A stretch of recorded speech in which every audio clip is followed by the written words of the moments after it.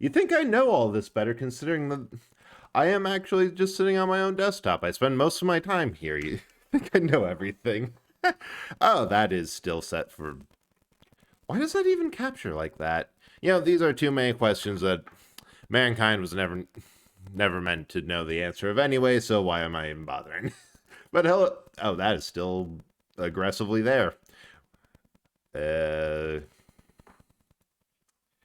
And if anyone asks, totally all Unreal hardware.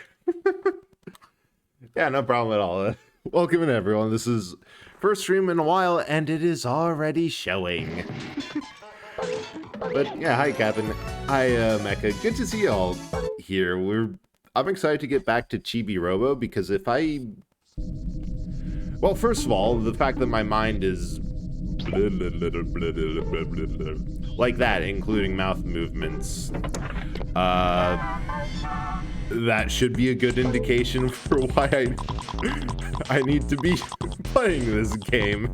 Because it's simple, it's fun, it's chill. Nectar flower seed, that, we need it. Yeah, it's really good to see everyone back around. Like, I had a thought for starters. But I hope everyone's day is going well. It's been one of those weird things that I noticed that, like, certain weeks just everyone's having an equally bad time about things, and this has been one of those oddly...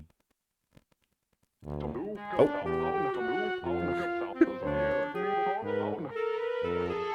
Oh yeah, sure thing. Thank you so much for swinging by, and have a nice work with whatever you're doing.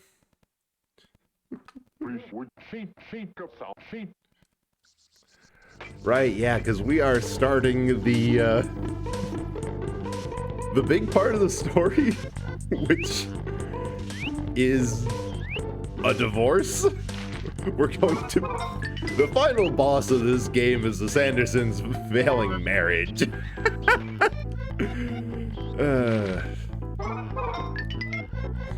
And we're about to start that.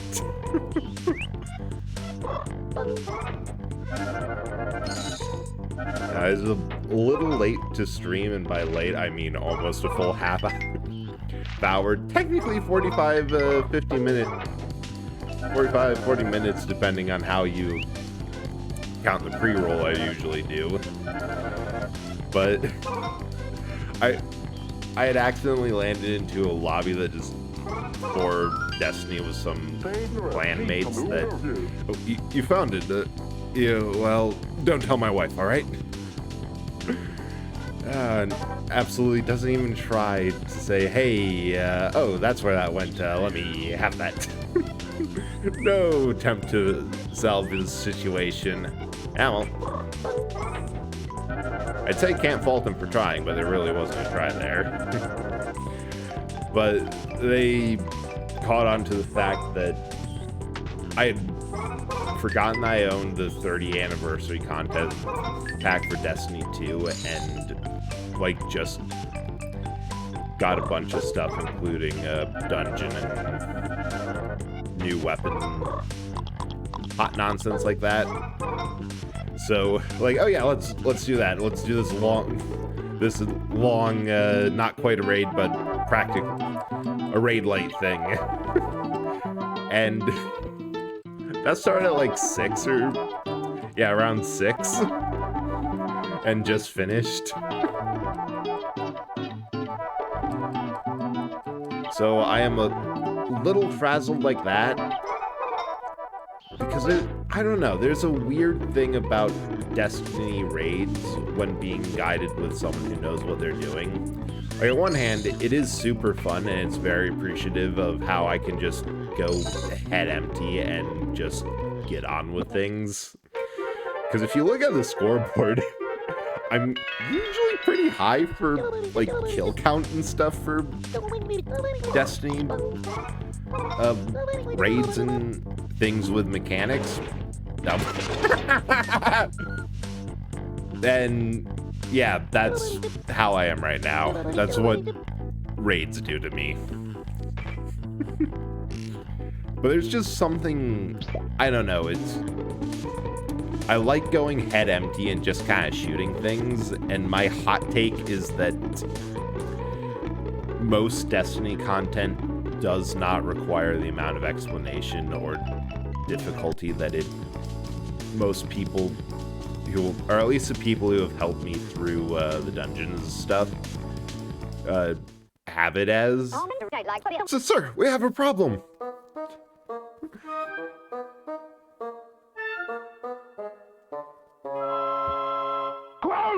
Report. Alright. Oh, there is so much just happening off the bat. Some men have gone AWOL.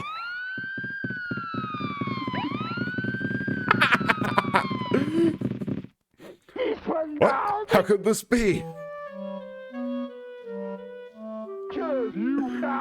Maybe it's all my fault. Sure, I was tough on him, but it's only because I didn't want to lose any more men. All that did was make me lose them faster. Anchor busters, what have I done? I'm a disgrace. Soft-boiled, undercooked disgrace. Not fit to be a fried egg sandwich. Troops dismissed.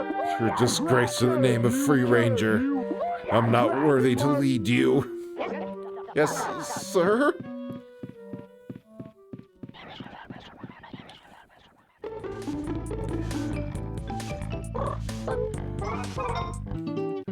But yeah, and it's probably back to what I was saying to finish that thought before I talk more about just how much I love this game's story. It's definitely colored by the fact that I had people who had like ran it several times and ground out the content to exhaustion. But it's oddly stressful for me to run like raids and the like with, I don't know.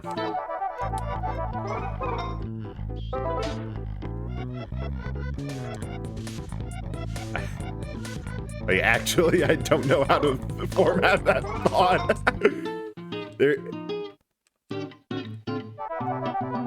It's just something about it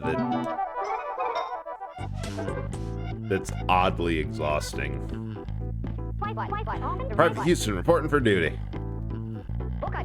Hey, that's... Oh shoot, what's the thing? Dog tags, right. Finally first got into the kitchen. Oh, it can't be. Those are Memphis's dog tags.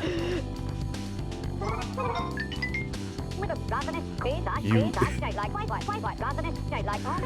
infiltrated the great hairy monster's lair?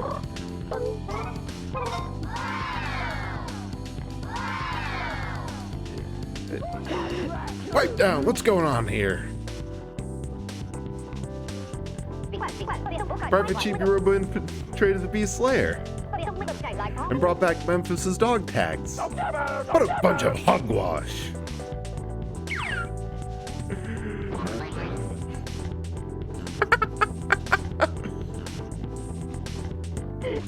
Let me see him.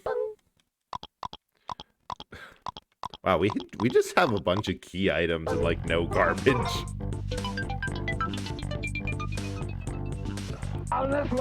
Memphis! I'm so sorry. Couldn't save you. I let you down. Forgive me, Memphis.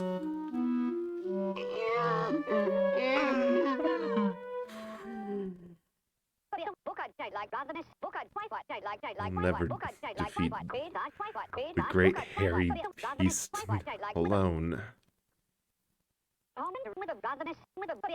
Hold together, men. Free Rangers. You are boiled. Oh.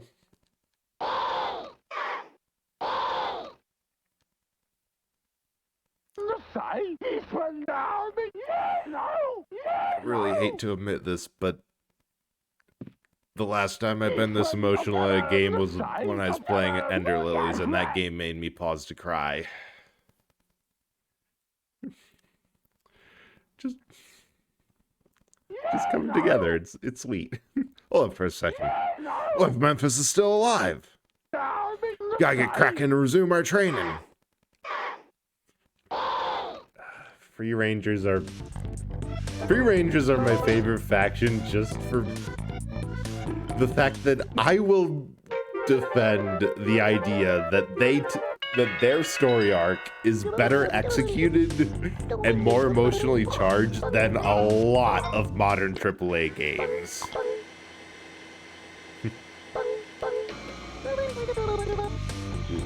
Also,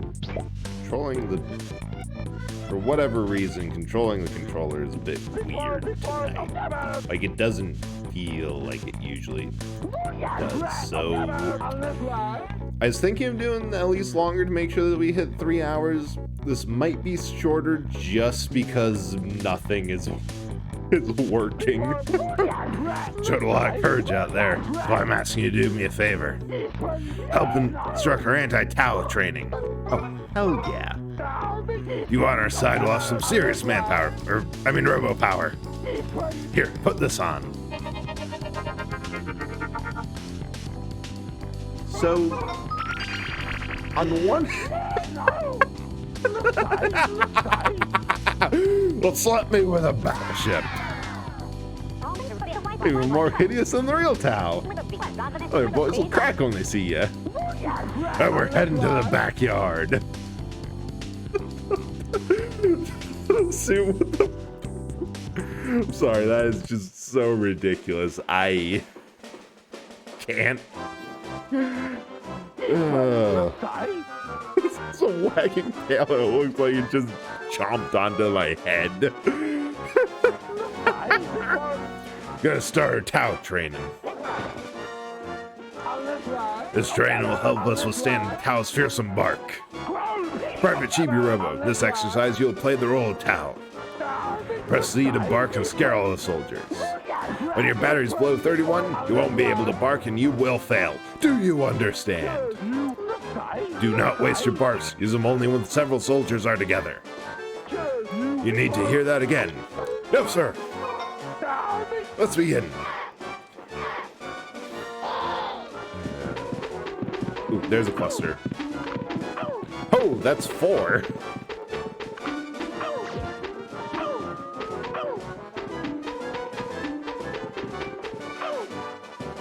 Oh, 31.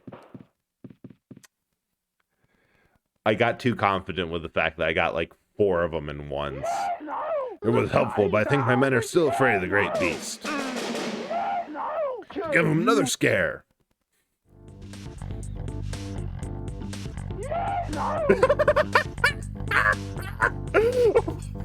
I forgot certain factions have reactions based on what you're wearing, and the Free Rangers do this. Hey, it's just you, Chibi-Robo. It's one brilliant disguise.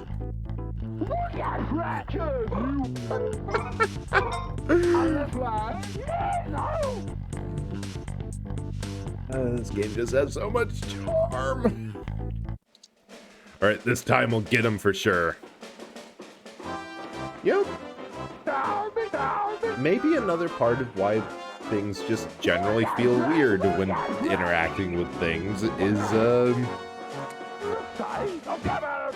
the fact that it's like 50-something degrees in here. Like, when I got home from vacation, I found that, among other things, okay. Ooh, that was, wait. I have more range than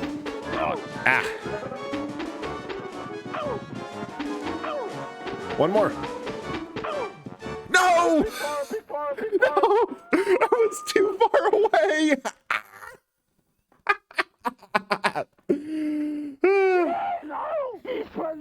This time for sure.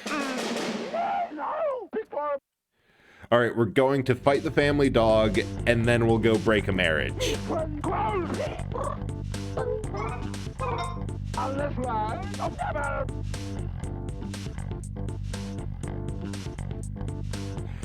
Let me just enter that into the quote list because didn't think that through before saying it.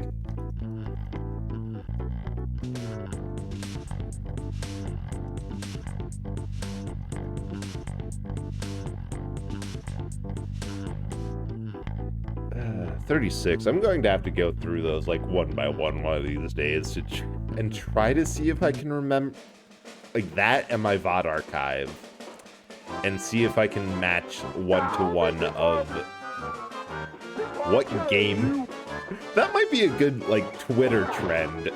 Go through a list of quotes from your streams and see if you can match them to the game.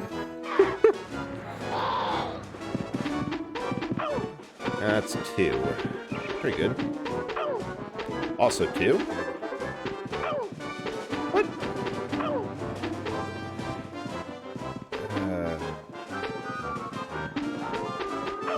Oh, 3. Ah! That's so weird. The bark is I think it might actually be a radius instead of anything else, because it feels super wide, but super shallow. Like, you have to be close to them in order to get to stun them. Alright. I know I said this last time, and the time before that, and the time before that, but this time I mean it. This time, for sure. Probably.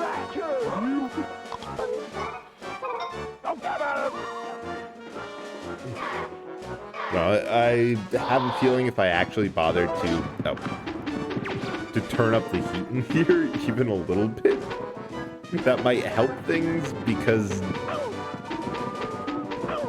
there's 3.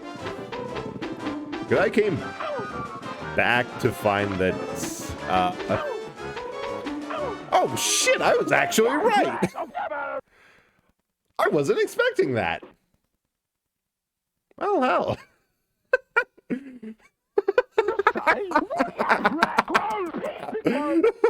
I see you, my men are ready to face the worst. Prepared to face a great furry evil. Oh shit. We accidentally raised an army against furries. Nobody tell anyone about this. Ooh, 66 happy points.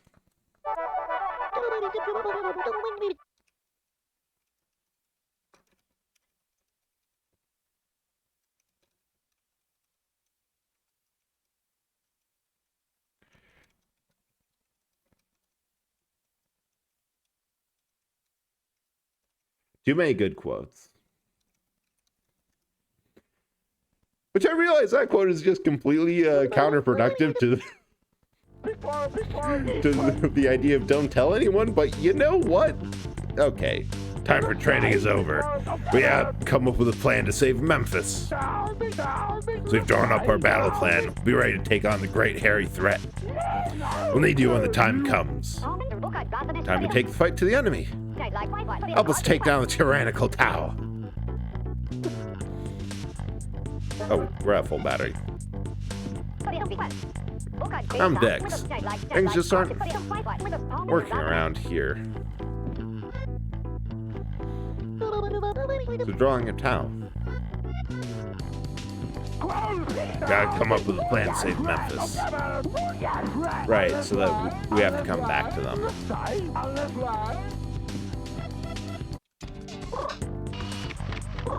That's how I open the inventory. But yeah, I kind of found that I had left the heat on for the entire week I was gone. So, yeah, in an effort to not have to pay for that, I haven't turned on the heat since I've been back. My last power bill was cheaper, and I wanted to grow off of that experience. Oh. It's an AWOL Free Ranger. You got off to. We need another hot rod before we can race. Ah, right. We've opened up the race here. And another one down below that needs a ladder to get to. For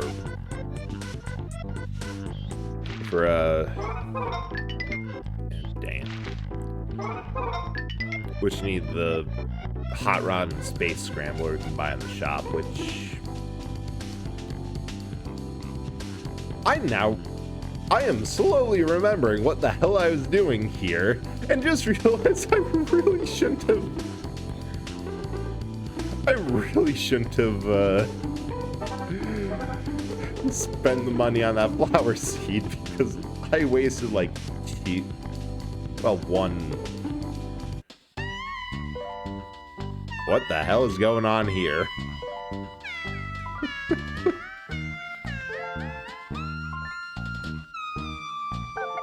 Oh, it's Chibi-Robo. See you later.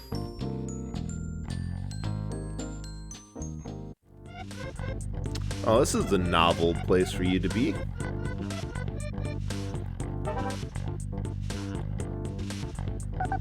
I think my most poetic lines when I take a walk. Ah. Wait, we can totally troll her, because Sophie's in love with Drake Redcrest, which we happen to have a suit of his.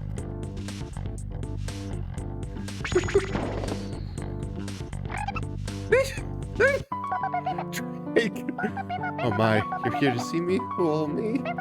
Wait a sec. You're much smaller than Drake. Is that you, Chibi-Robo? No. Can't fool me. Drake is much too manly to be so small. Don't startle me like that. I still love the not hot nonsense you can get up to in suits.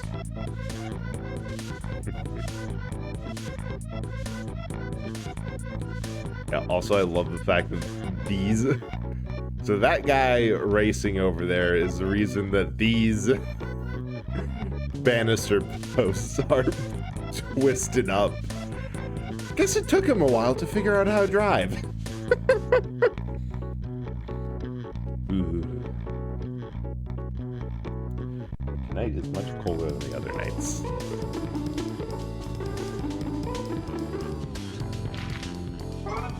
So what could we have? Oh, shoot. We have so many, like, to advance the plot. Do this. So we have the Free Rangers. We have the stuff to break a marriage. And then, oh good, the flowers are actually growing without water. Sorry, I'm not taking... Oh, you're good. This is, in all honesty, I appreciate lurkers so much, and I am so used to just ranting and talking about whatever, or reading dialogue, or trying to finish one thought, which I still haven't finished the thought about Destiny raid content, which I started this off of, that I actually get a little bit jump scared with new messages coming in. Because I am just so zoned in, talking and doing whatever and going off on hot nonsense, that I kind of forget that I'm not just sitting in my room talking to myself. I forget that there's other people attached to this. So you're fine. I'm enjoying this. That is good to hear. Oh, and I accidentally touched it.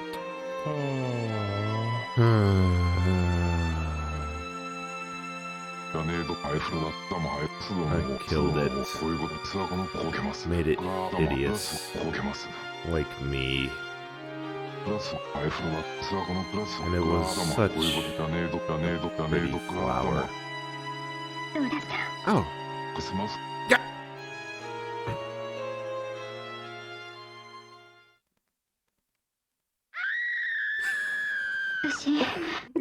Oh.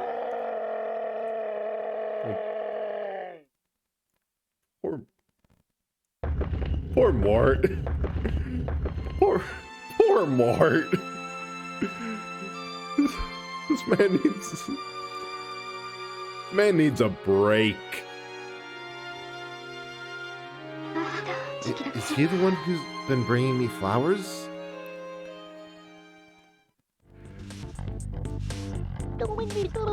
That is just...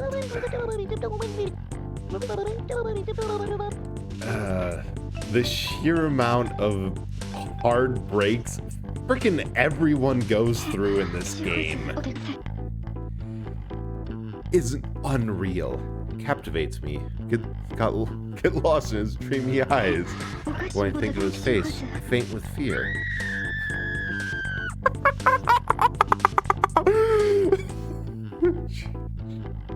Princess Pit is so extra, but see, I'm terrible at scary things. Need your help to work up my courage. I get over this complex. Well, hell, we have just the thing to do this. Sending.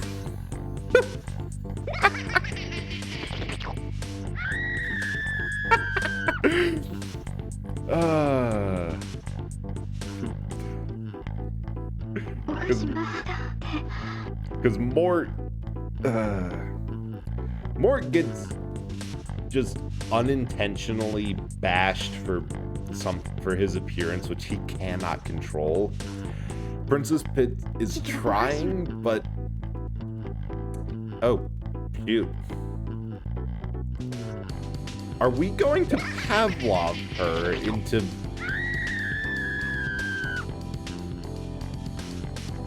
I really don't want to say this, but I think this is how things get started. Anyway! After we're rewriting her trauma response... I know, I feel like a large portion of my audience is primarily lurkers, which, hell yeah. And I'm about to die. This is not good. But,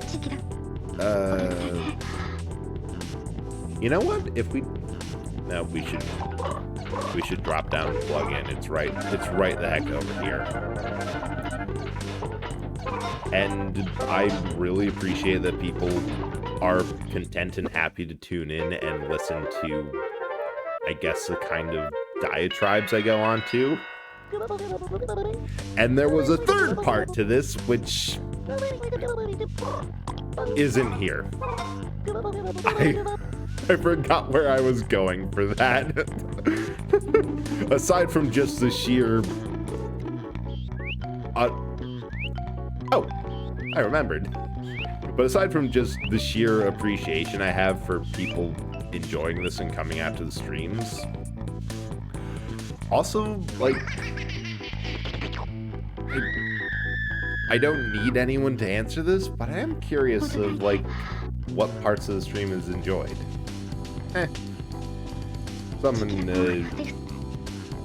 It's like why my screen captures are as messed up as they are. It's a question that Breadkind is not meant to know. I did it! I did it! Overcame my fainting spells! Thank you very much, Chibi-Robo.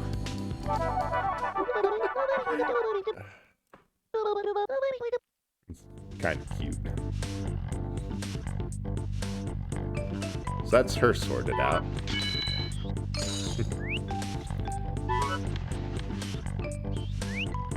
I don't know. The important part is that people are having fun. And beyond that... Oh shoot, there's a crane up there. Alright, get back up there. Beyond that, that's enough for me. Yeah, back to the thing about Destiny, which is... I think part of it is that the way I play the game is very much... No, this is a head-empty shooter. You just go in, pop some heads, get some loot, forget about the game for like several weeks on the time, and come back to it a couple in the next season wondering what happened to all the powerful guns I got. And I guess I do kind of hate to say this because it's part of like the teaching, but it's hard to say like when you're coaching someone through content how new they are to it, because technically I'm a new light because I've never bothered to shell out for like the $100+ worth of expansions and whatever. I've been waiting for a sale, and sales almost always happen before I get back into the game. Because like at this point, if they went on sale tomorrow, I would buy all of them in a heartbeat. Because I've been having fun. But when I've kind of gone through all the stuff that I can do, and there's not really anything left until a new season, a new interest in the hyperfixation kicks back in, then it's just kind of like, not sure if I should get this. Wait, is that a pirate up there? I'll be damned, that is a pirate up there. But like when the hyperfixation doesn't hit, it's kind of hard for me to justify a game that and this is my other Destiny hot take. It's kind of meh. It's meh in the best way possible. It's dumb fun. But technically speaking, a lot of the game is glitchy as hell and not very well executed. But that kind of leads on to the fun.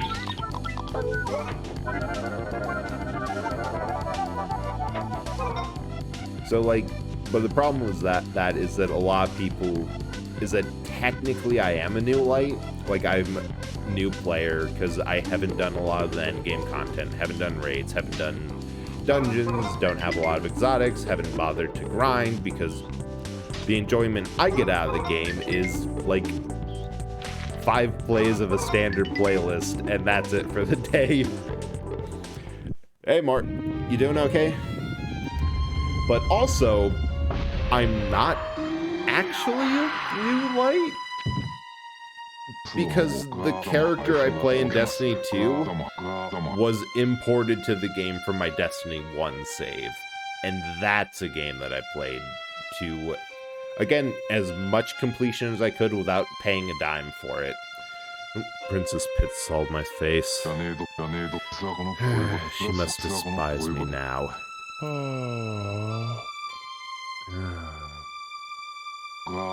Yes, that's... And this is the ticket stub.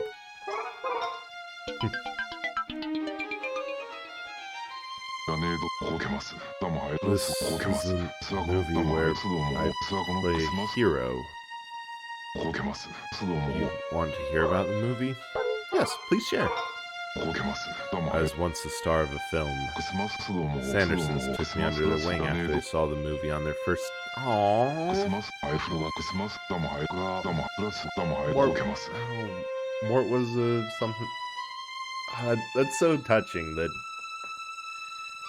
does something that the Sandersons were able to kind of connect over, which, even though it's now a sticking point in the relationship, Mr. Sanderson's love of toys and this kind of media and such like that, it's so nice that they were able to connect over it. The movie met a beautiful woman. I could have drowned in her eyes. Felt hard for her. Like sarcophagi. Bit like in this hieroglyphic here. What great memories.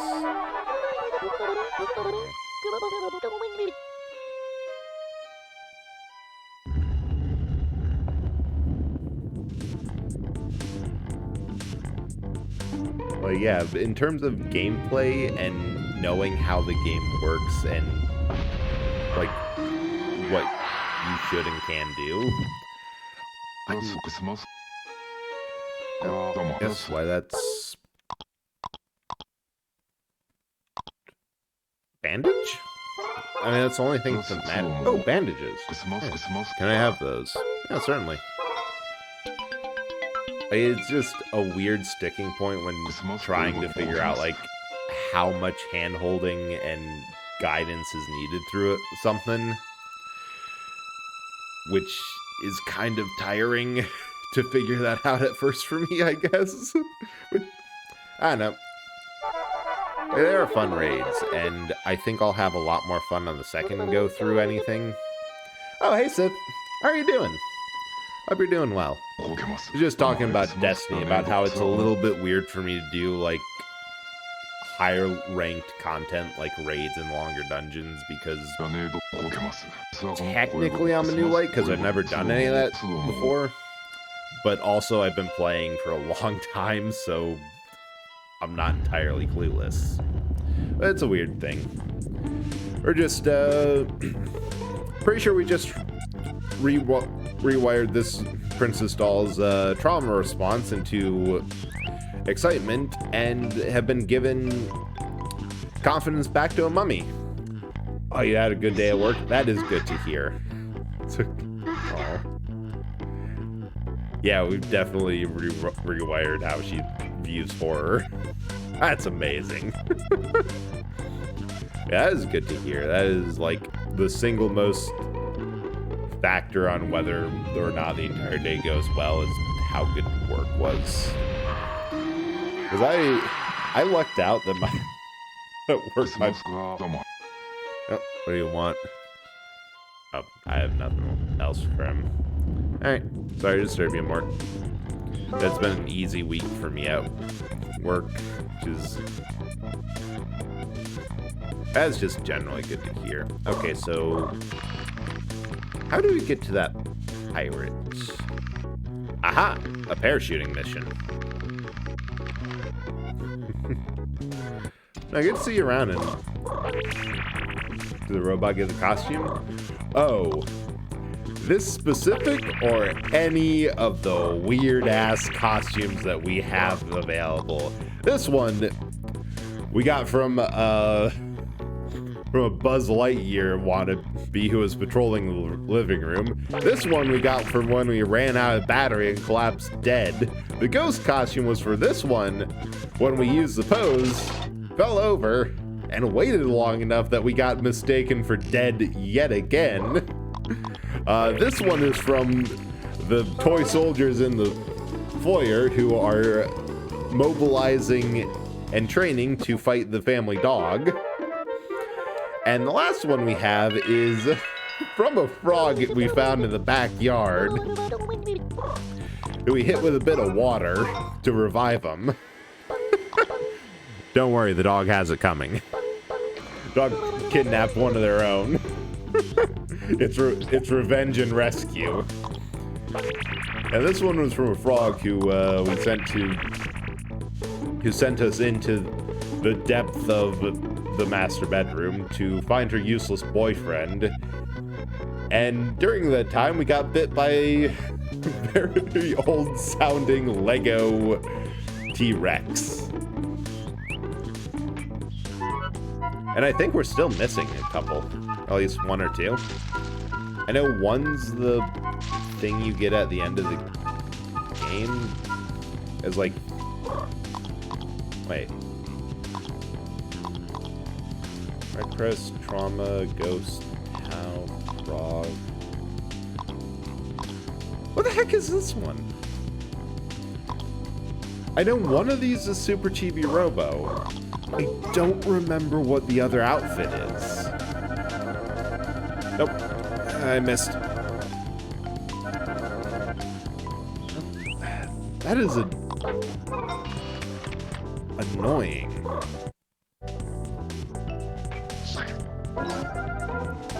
Haha.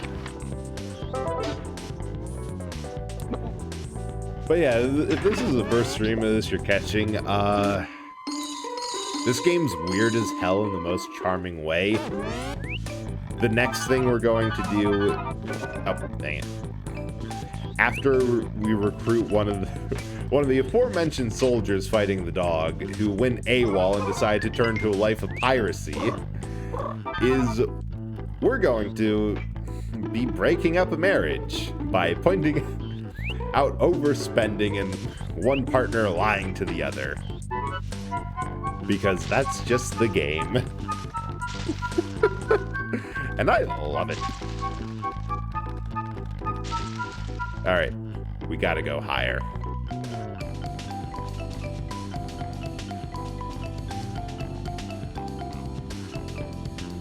Here.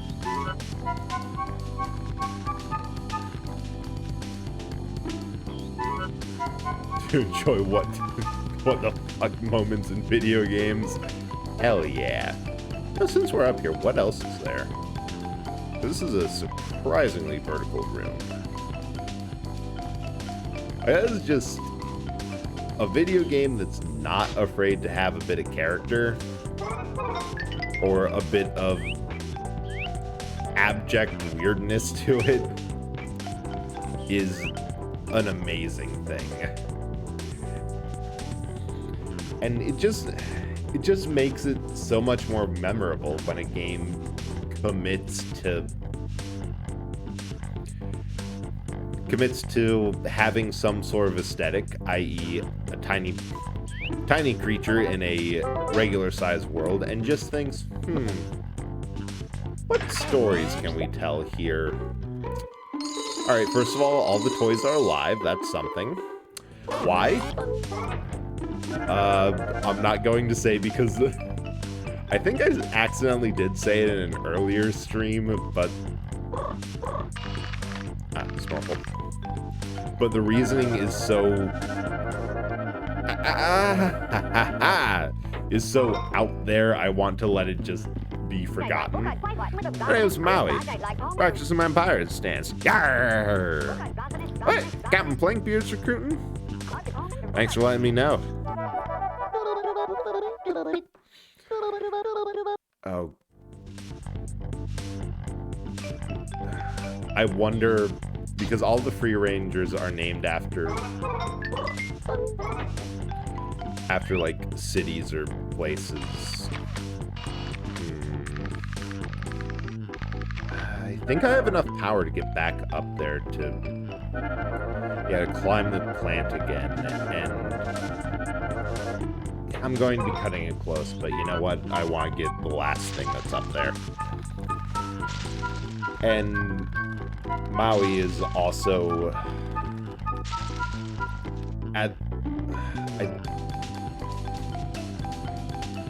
it's definitely a place that has a seafaring history to it, and I wonder if the other 3 rangers that we recruit also have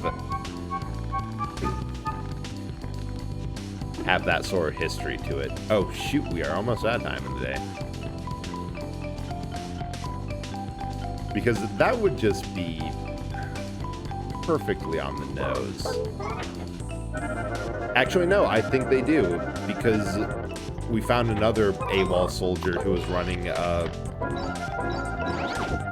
Oh. Well, hell, that is unexpected. But who was running a drag race, and I'm pretty sure his name was Detroit, which, for classic muscle cars, is perfect.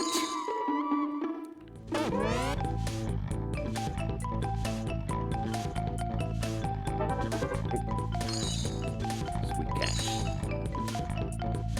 Oh, there was just like an aggressively easier way to get there. Ow.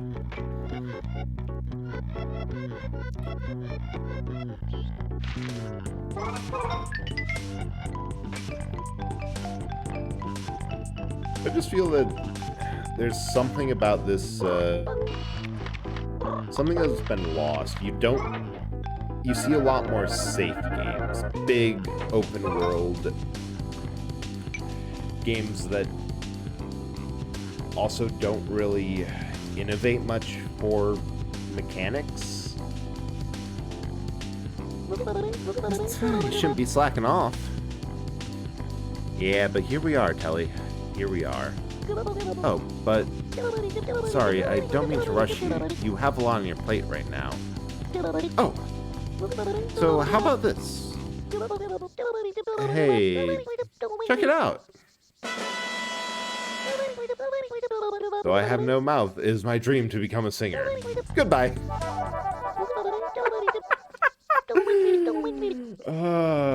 Why does Telly have the energy of the friend who wandered into someone having a little bit of an emotional crisis, doesn't really know how to handle it because their strategy has been just push. Oh god, I love that. I am so happy that that was just a standard sound effect. It's just so good. Yeah, someone who just wandered into an emotional crisis doesn't know how to deal with it because their whole approach to dealing with emotions has been to just kind of not. And wants to be supportive, but has no idea what that looks like. Like, Kelly just has perpetual trying their best energy. They're making an effort. Hell yeah, more power. We're up to 230. Nice. Okay, how much do I need for the 500? So that's 350. 3050. Nice. Yeah.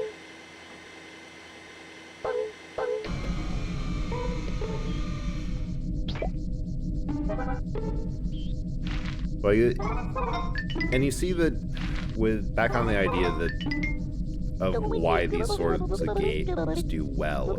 Oh shoot, we've almost fully charged the Giga battery. Nice. Is that you see recently a good example with Hi-Fi Rush and Forsaken. With Forsaken being this big, ambitious. Hey, wait a minute. Oh. This doesn't sound, look, or smell good. I feel bad feeling about this. A really bad feeling. What's going to happen once this thing's all filled up? Oh well, never mind. Alright, try 9,000 kilowatts. Getting close. Like, Forsaken was this big thing. It's made by Square Enix, massive open world, promised a lot that ultimately wasn't, because it was just big open world, Elden Ring sort of vibes, parkour, free running, climbing, all that stuff. Yeah, that game. Along with a whole lot of things, they tried to play it safe, but they made it really, really bland. No need for Drake Red Crest control. Peace has prevailed this day, but never know when the enemy will strike like a cobra. And so, Space Hunter Code Part 6, acquire the ultimate technique. Once I master the Great Twin Blizzard, I will be invincible. Will freeze and shatter when I slap it about the face with the frozen hand of justice. Now, I must train. Leave me. Yeah, that's what I heard too. And the other thing, like, off of the bat from what I saw the demo playthrough, it has the weirdest thing. A weird trope that I saw, like Ghostwire Tokyo does this too. Cyberpunk 2077 does it too, but it actually does it, in my opinion, good, and I think that's a trope that everything else might have been. Nah, Ghostwire was released before 2077. But it has this trope of, like, companion inherently bonded to you. If you remove it, you'll die. And the companion and the person it's bonded to absolutely hate each other, which is just annoying and kind of weird. Like, here's a character you're going to be literally stuck with the entire game. You and the player character, them and the player character cannot stand each other. Have fun! This is totally a dynamic that isn't grating in the slightest. Yeah. But then you have Hi-Fi Rush, a game which people noted it has an equally ridiculous, stereotypical, and cringy form of dialogue and storytelling, but it's so off the wall, cartoony, and isn't taking itself serious. It knows what it is. And everyone loved that game. Like, everyone loved, there is such a difference in at launch appeal that Forsaken had a pretty heavy marketing campaign behind it. Hi-Fi Rush did not intentionally had no marketing push or anything because it was so well received in studio that people just freaking loved it. Oh shoot, I also just remembered something.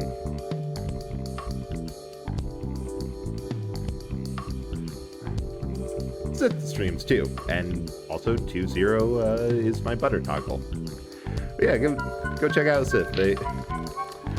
Admittedly, I haven't been able to do more than lurk for a bit before I get pulled away by anything else, but you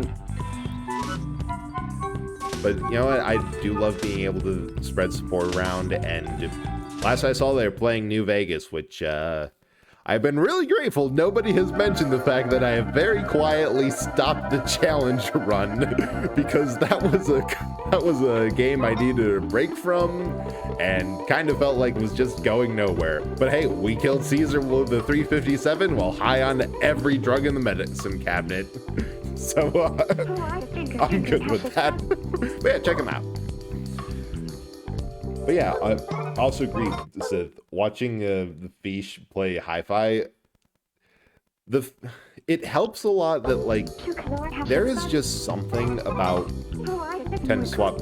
Yeah, having something to swap around with helps so much, but which is why I run like an 8-week, B-week schedule, because I love this game to death, but I don't think I'd be able to just play it for day after day for the entire stream schedule over and over. Told him it's a waste of moolah to buy toys. This is so hard to understand. That insensitive jerk. Good work, Cheapo. Thank you. 19. Had it with that man. He can do the housework himself then. I don't even want to look at him. Forget this. Go lock myself in my room. Hey, lazy face. Found a toy receipt. Jumping juice boxes. Where'd you find that? Doesn't matter where I got it. Can't believe you, you big liar. I'm going to lock myself in my room. Oh boy, I'm in trouble now. I love how you can also hear the entire family's quirks from behind the door. Tao just chiming in despite being a dog, like he has as much to say as anyone else. Jenny thinking she's a frog. Mr. Redcrest pulling out to an overdramatic stun with their accompanying sounds. So good. Oh shoot, that wasted the entire night. But yeah, like, what's so fun about watching Undyne, and I should give a shout out, because whenever that's the other thing, I like to also shout out streamers who I talk about for, like, when I get inspiration or love something they do. However, I have no idea how the heck she spells her name. One sec. Wait. Yes. Ah, all lowercase and underscore. Fascinating. Well, more of the Twitch name for the shout out, but what's fun about her is that watching her play a rhythm game is she is very much a professional vocalist. Like, the first stream that I ever caught of hers was literally opera. I was honestly caught off guard, because the first thing I thought of was a joke of, oh yeah, people who watch VTubers do it for the culture. I'm like, wait, I am literally listening to very well done, well performed opera. I am literally getting culture here. But watching someone who understands music so well and is so accustomed to things like listening for the beat and attacking to it, well, not really attacking to it, but like cues on the beat and understanding the music and just the amount of appreciation that she has for a world that moves along to the music. Like, it's honestly enthralling of watching a professional who knows what they're doing just go on about what they're doing.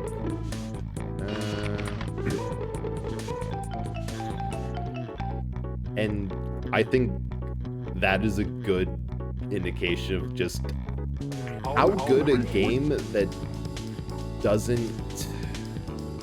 Oh, hey Taco, good to see you around. We were just talking about games that don't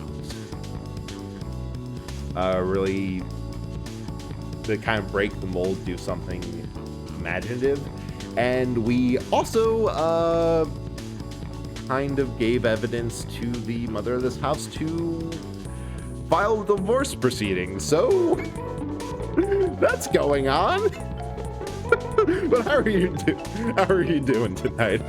I hope you're doing well than any character in this game, because they are a hot mess.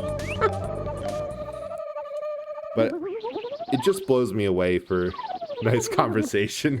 Yeah. Oh, we have more dialogue. What should we do, Jenny? Mom is... Perfect.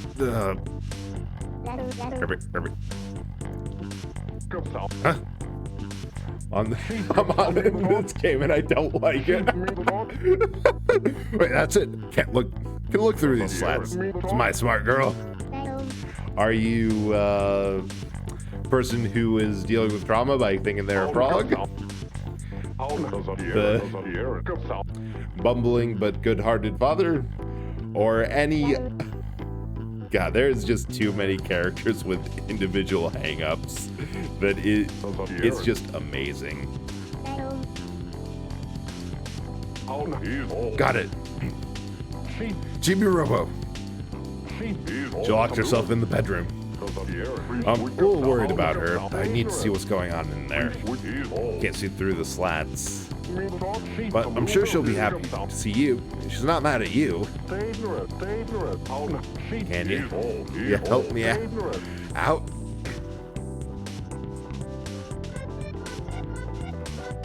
That's not even considering the living toys.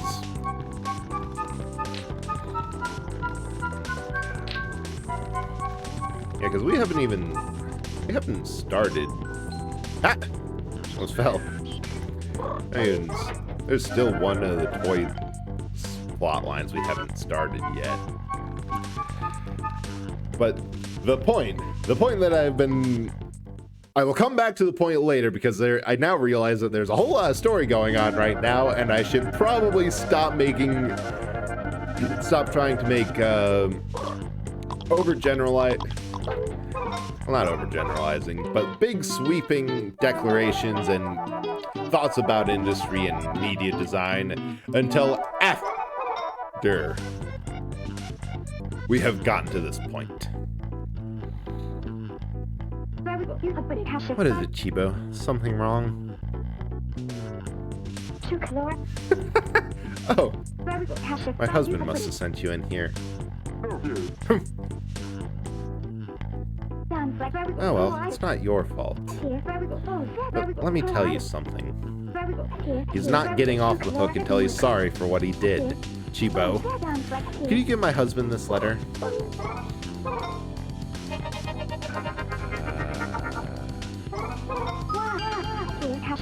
Thank you, Chibo. He has to understand. Oh, have you been picking up garbage around the house? Thank you.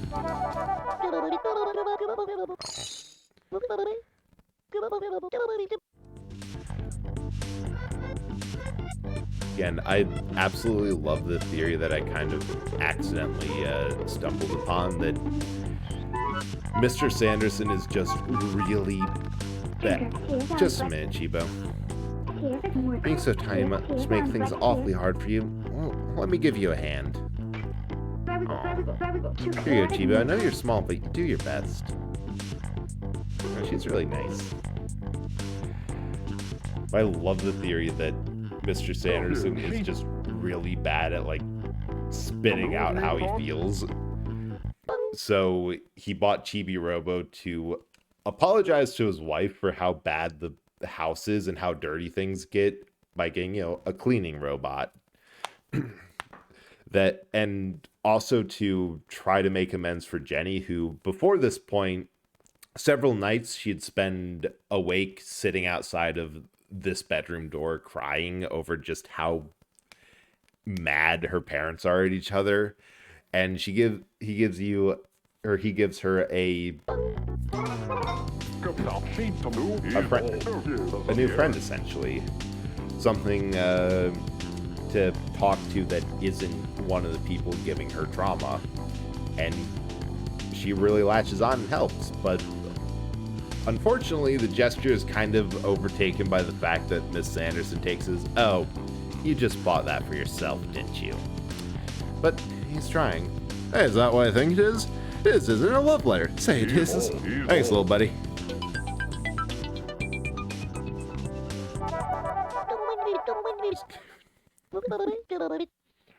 And this is, in my opinion, one of the best scenes ever. I think I'll read this love letter out loud. Dear dysfunctional family, Tao tracks mud all over the house.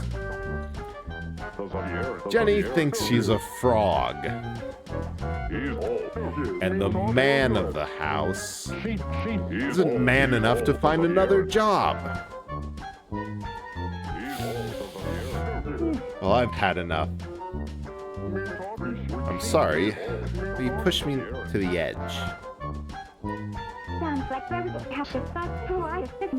Only option I've got left is divorce. Huh? Divorce? No.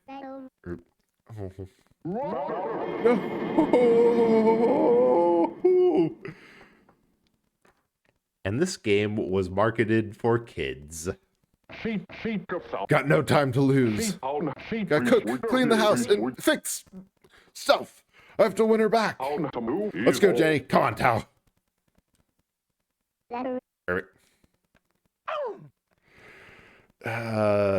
This again. He's trying his best, but just doesn't really know how to go about it.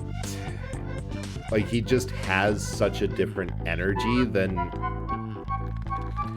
what is expected of him, and it's implied that there was a time that Miss Sanderson was somewhat closer to what her husband's like, because you do find a ticket stub that a character mentions is from their first date. They do have plenty of toys and fun stuff. A couple of things that seem like they might have been Mrs. Sanderson, and honestly, I think the breaking point into what made her kind of distant from the more fun-loving side that Mr. Sanderson's like is Chibi-Robo. For anyone who just came in late, there's a massive child-sized robot in the basement we've been trying to charge up that when we plugged into first, got a glimpse into his memories, and like she loved Chibi-Robo as much as Mr. Sanderson did, and I think the fact that they had to put him in long-term storage because of how much power he used, along with just tighter finances, is kind of what killed her enthusiasm towards anything that wasn't recklessly practical. Which is fair, but also that kind of losing of a fun side is just sad. 120 happy points, but I feel dirty about it. I never thought boycotting all my housework could be this boring. I wish there was something I could do. Wait, I know! I haven't sewn for ages. I think I'll get out the sewing kit for a change. You've been working so hard and been such a good bot. I'll make something nice and cozy just for you. Got the happy points. But were they worth it? Don't think so. Also, more to the theory that a big part of what Mrs. Sanderson has to do is realize it's okay to, you know, focus on things that aren't just reckless practicalism in the thought of growing up and being mature is like, she's reconnecting to an old hobby here. This self-enforced isolation is kind of making her realize, dang it! Skip through the dialogue again. Are you okay? And it happened 5 times. Thanks, Deli. It was like, this is making her have some fun.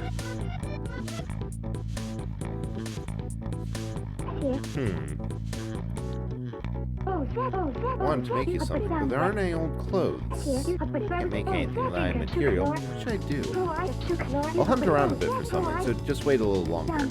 But make sure you tell me if you find anything we can use, Chibo.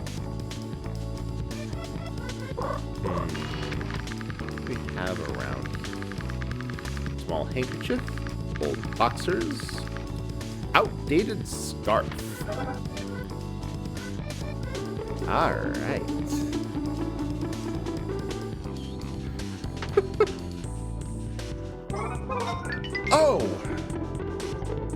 Oh, I'm actually a little dumb. I was scratching my head so much earlier for, okay, what's this missing second outfit we have here? What else is there aside from Super Chibi-Robo? It's the one thing you actually use all the time. She makes you a set of pajamas here based off of what material you give her. And it'll let you sleep and skip to the next day period. But I kind of want to get the outdated scarf because that's the hardest thing to get. So there's old boxers, small handkerchief. Like,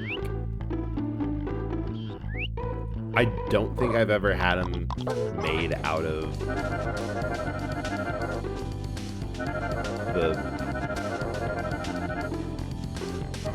the outdated scarf. And you know, might be fun to actually see what the options are.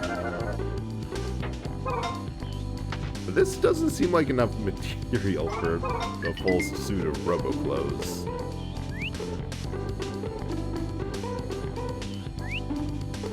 Oh, another planter. Neat. Ooh, I should also check the stuff I planted in the kitchen. Wait. Where does this go? I am on a whirlwind of discovery right now.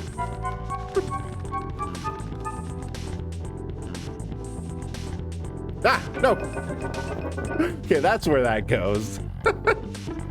No, back to my point, if I can remember. Oh, I think I can get up over there. Where it is that there is, with Hi-Fi Rush, there is good evidence that now I need some more equipment.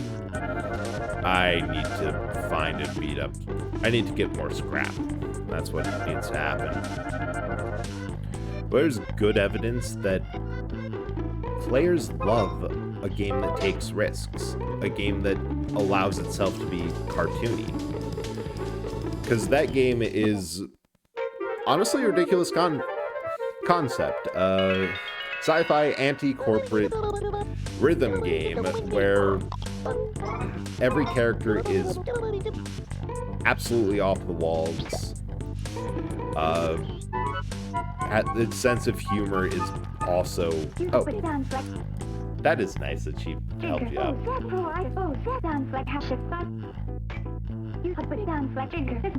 And the fact that every so often you get one of these games that is so different and innovative that it makes people pay attention by sheer virtue of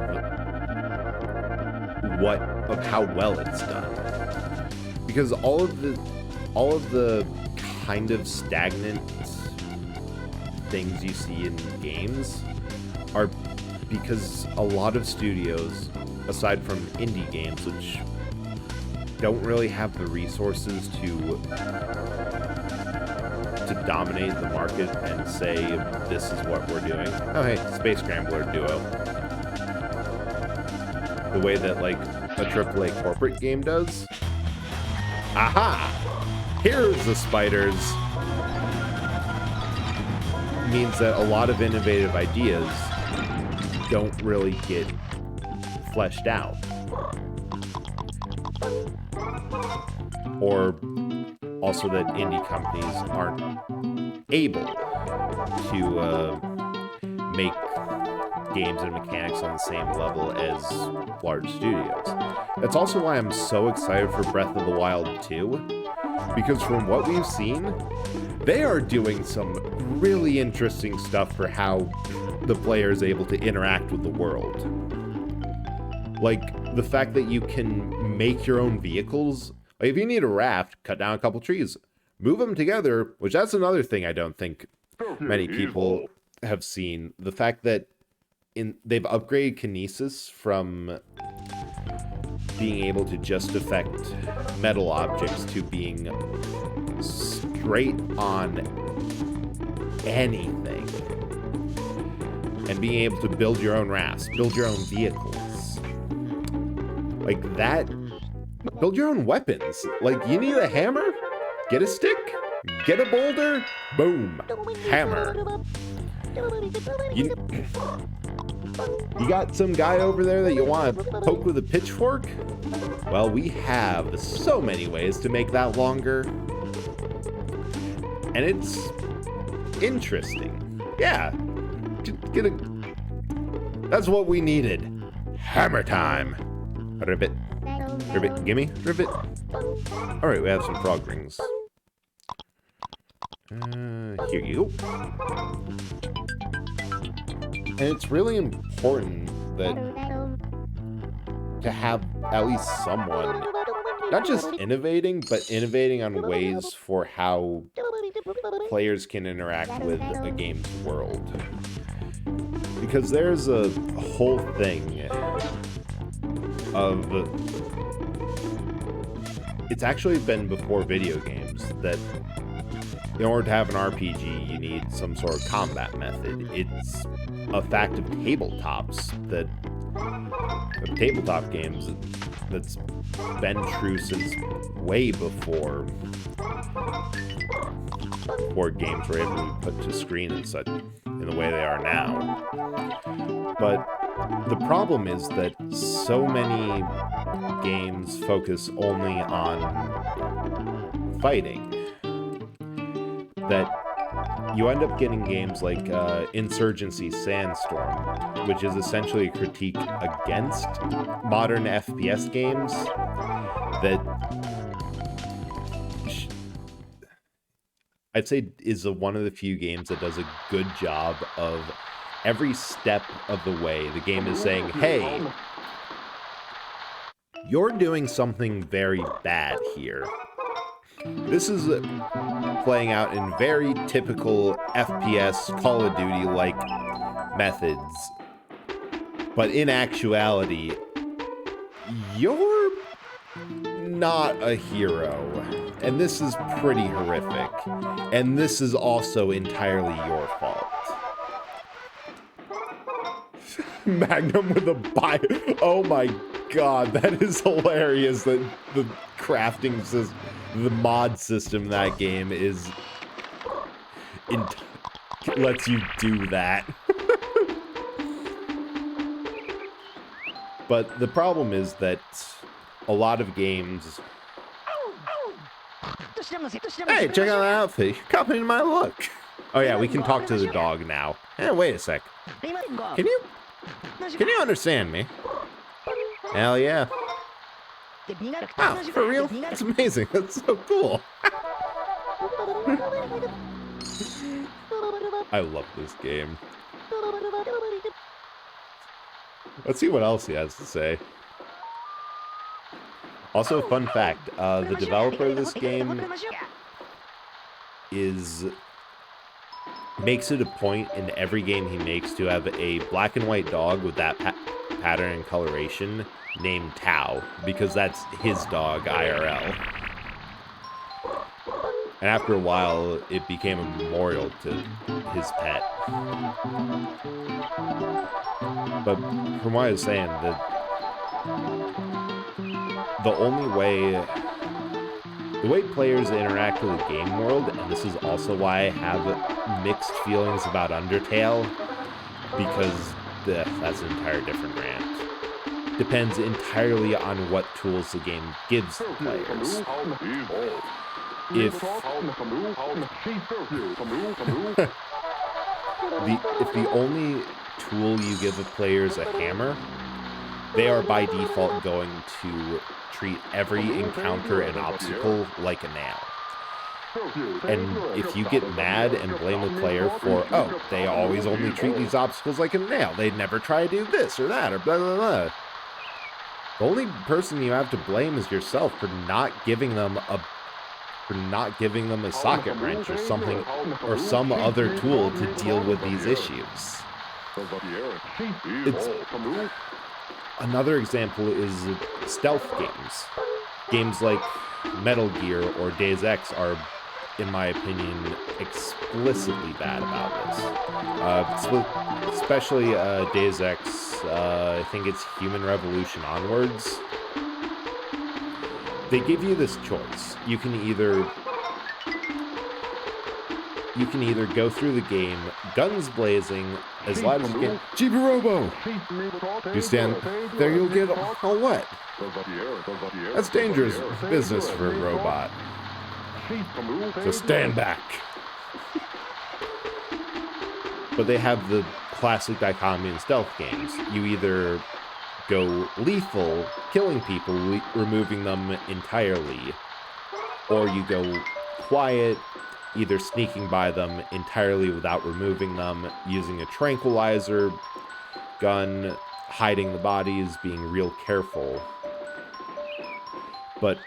And they often say that you can tackle these ways any way you choose.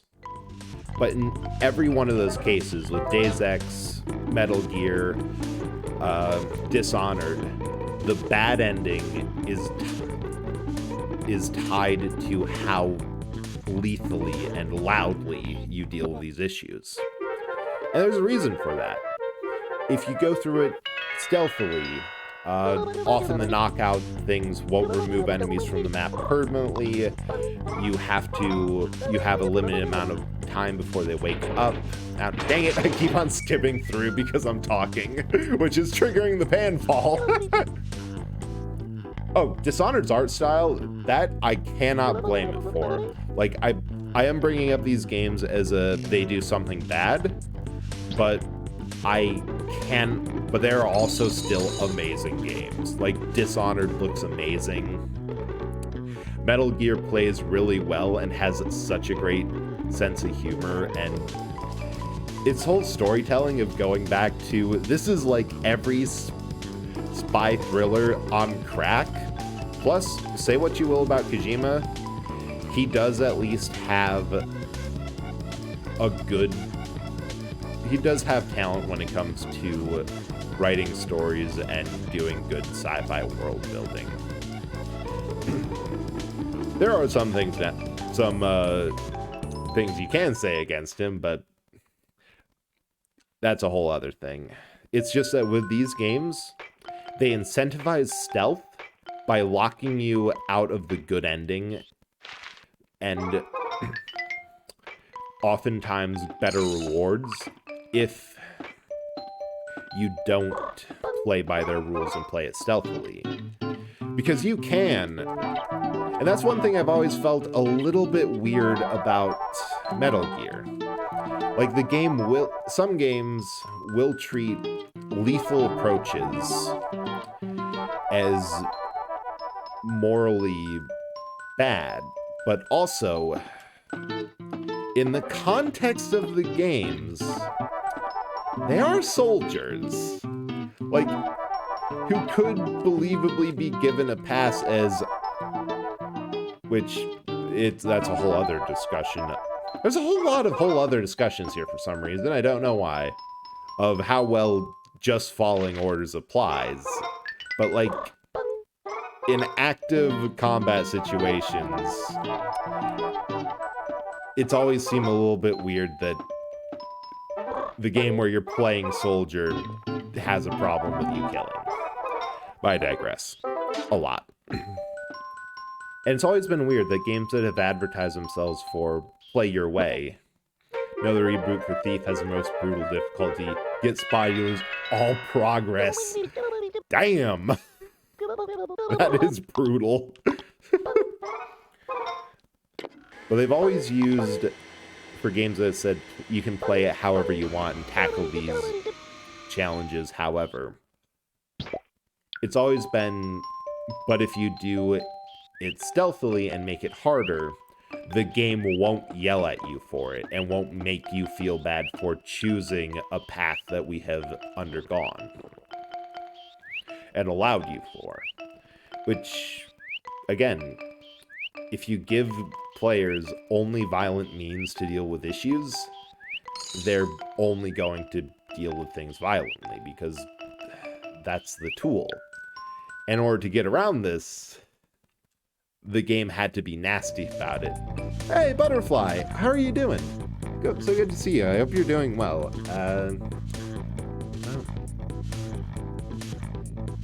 I was just going on a long-winded rant about game design. Also, everyone go check out Butterfly. She just recently started streaming and had her debut a while ago. Oh, you better get used to it now that you got started streaming, because you and a couple other friends all react that way, but my face is on the channel. I can do whatever I please.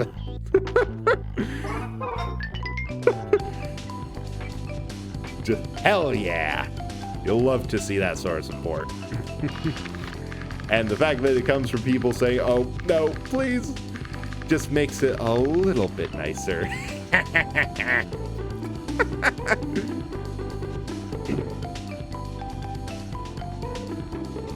Yeah, back to the rant. It's actually one of the things that I liked about Crisis, which I recently picked up the remastered collection. It says you can tackle problems however you want, stealth or violence, and it actually means it. It's one of the few instances where there not being a noticeable difference. Oh. That's just sad. Jane drawing her mom yelling at her dad. For anyone who just came in, there is just been a threat of divorce between the mother and father of this household, and things are grim. GB Ribbit, thank you, Ribbit. We do have to head out in a few. Oh yeah, thank you so much for dropping by, and hope you have a nice night. It's always nice to see you around.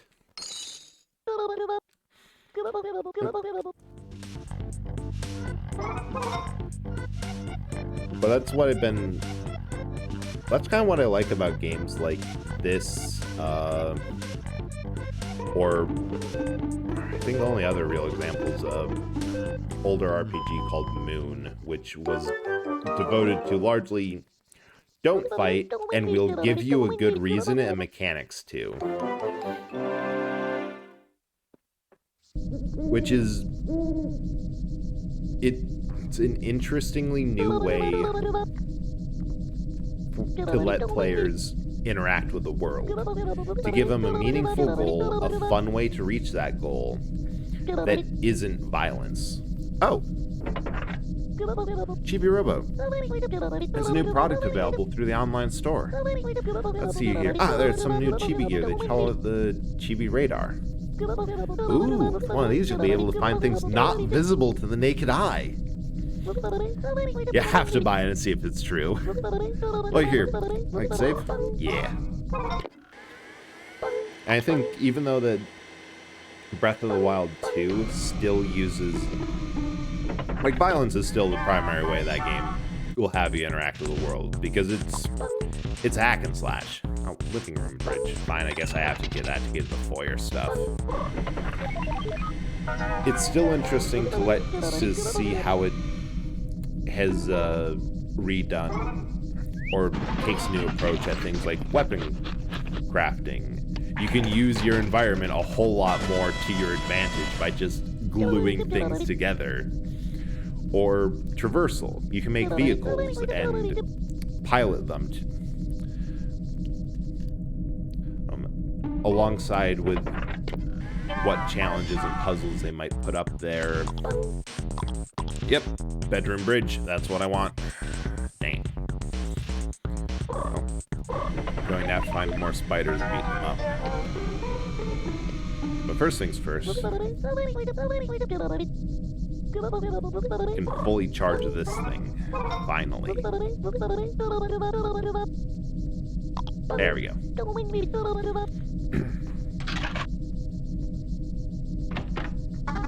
This might cause everything to blow up. Eh? Huh? You've filled up the Giga battery. It's got 10,000 kilowatts and it's ready to go.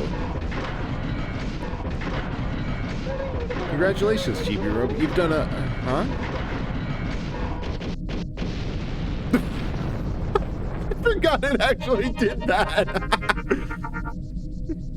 Giga battery. Hell yeah. Wait a minute. According to my data files, should be a control panel somewhere on Giga-Robo's body. Forgot it actually blew up.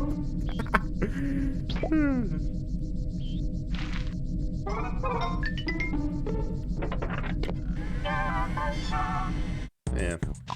I'm excited to see Breath of the Wild 2 for a number of reasons, aside from... Oh wait, I wanted to check the actual shop.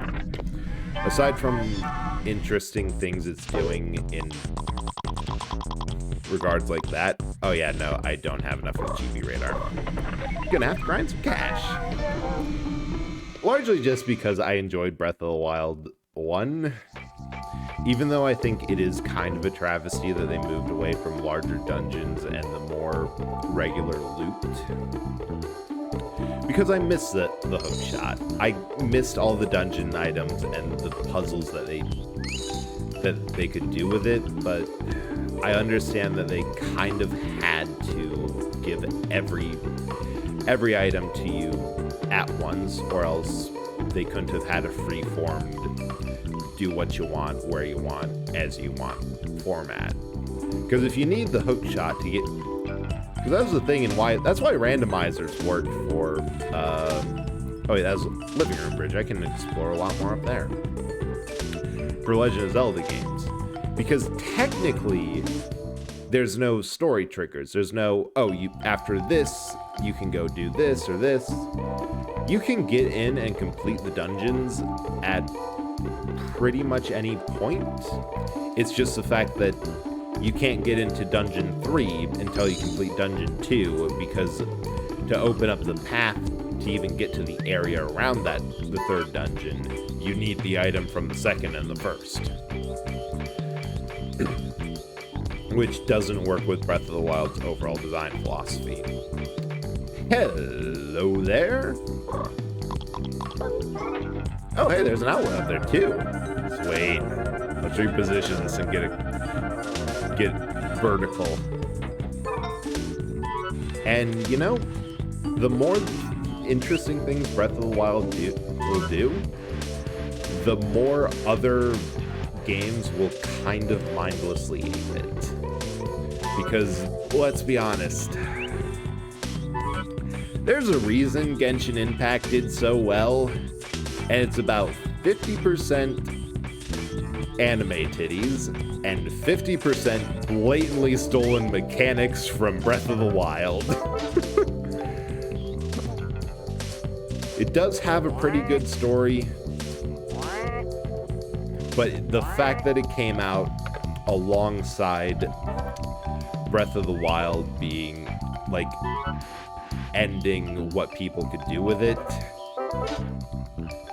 might be a hot take, but yeah, I don't think you can plug it in. Oh, I don't have enough room with this here to plug it in and walk away. I think I can... No, I can cross that gap. Yeah.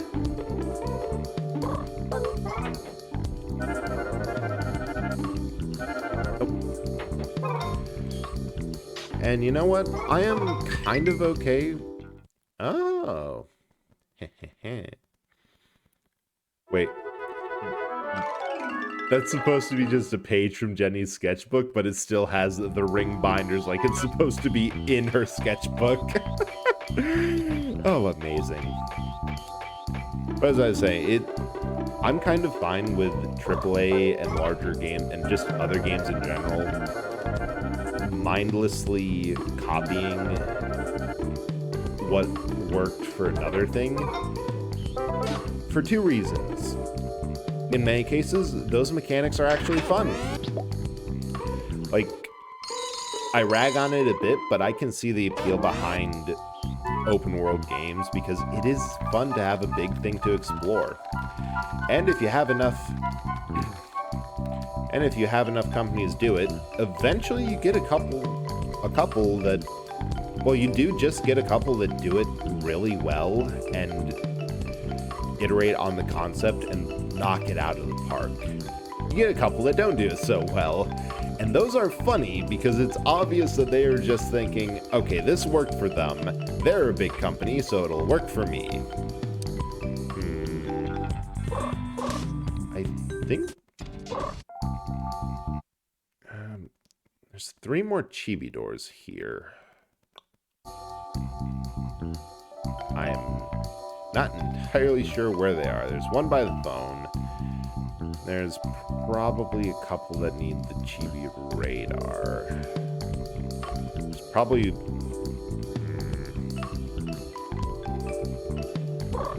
I'm going to investigate that planter first. But the other thing is just... It's kind of funny to see game companies and the like put something into practice that they obviously had botched.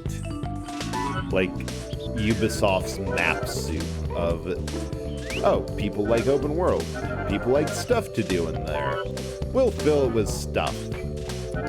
And it just leads to this absolutely massive pile of meaningless junk, and collect 100 of these things hidden around the world for a minor reward because we can't really enforce you to do this, and if we did, then it would destroy balance and all that other nonsense. Which, a little bit of... shouldn't enjoy watching it, but I do.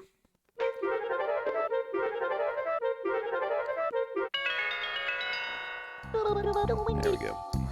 See if we can get the last couple of cheapy doors up here, because then... Ow! Dang it! I did not click through it that fast. Like, the next things that we have to do are kind of locked behind getting that Chibi radar. Actually, no. We'll see what the Free Rangers are doing. We can do Free Rangers... Oh, shoot, there's an entire other storyline up in the bedroom that we can, and probably should, just go do. That's the solution to me not having cash.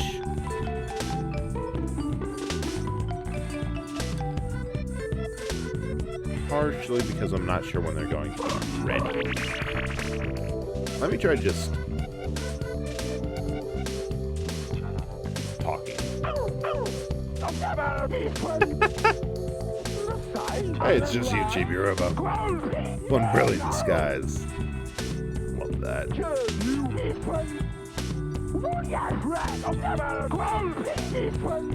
Yeah, they'll be strategizing for a while, it seems.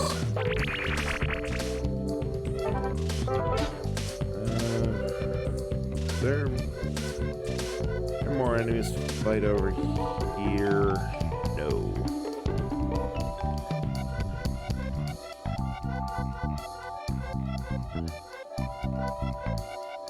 I don't know, that's just kind of the full extent of what I think about that. That it'd be nice to have more risks taken. Like, that's true across video games, film, all media, that it's inherent. Aww. Moved from the couch to in front of the door just because just to show that he's giving some effort.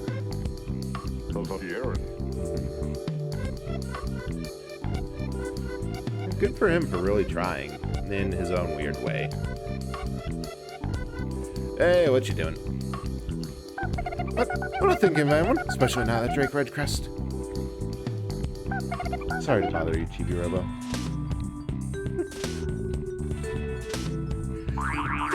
Okay, then.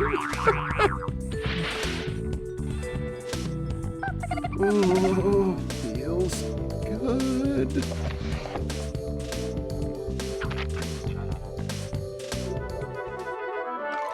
Alright.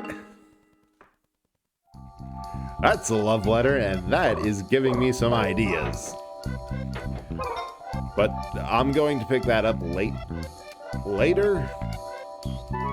Because it is, first of all, very important. And a travesty that I have not introduced you, chat, yet, to the amazement that is Funky Phil.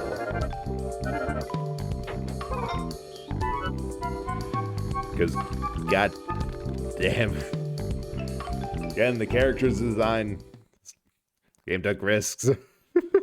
And this risk paid off really well. The sequels didn't really work. Especially not Ziplash. Park Patrol, kind of. Ziplash, not at all. Hey, Dinah, what's up? Oh, Chibi-Robo. Just look at that, will ya? Ross Anderson's trapped him there. He hasn't had any food and water for 3 days. The way he's been neglected is criminal. Ain't no two ways about it. Look how young and strong he is.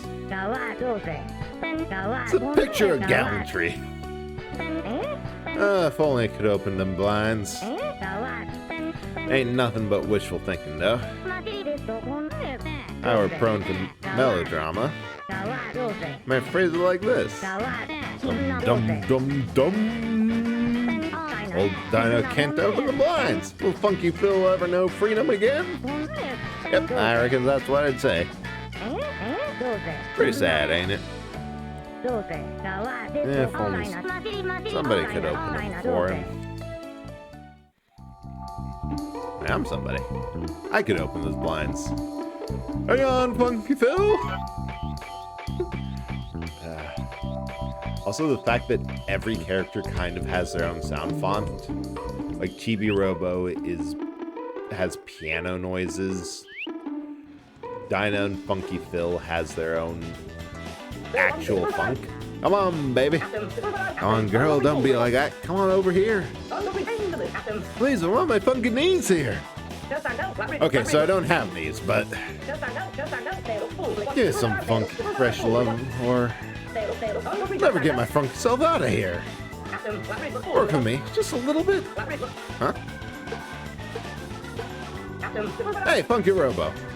My funky friend here ain't showing me any love. Something in a very unfuncular bind. Can you open this, Funky Robo? Hell yeah. Word? That's what I'm talking about. Wait a minute. I'll give it a little push. You catch it and save me.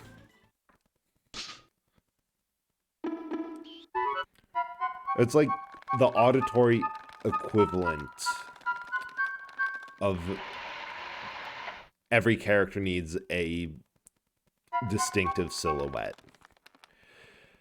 Because Chibi has very slight and delicate musical noises. You can, the scene with the door, you could hear every single one of the Sandersons outside had their own unique voice grunting and accompanying noises. That's great.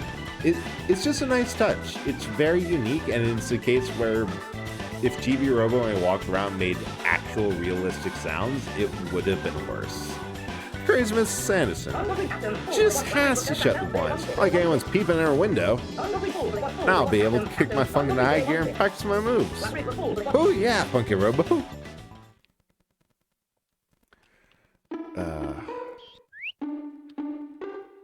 Hey Phil, what's up? Yeah, Funky Robo. Lord, you gonna check out my moves?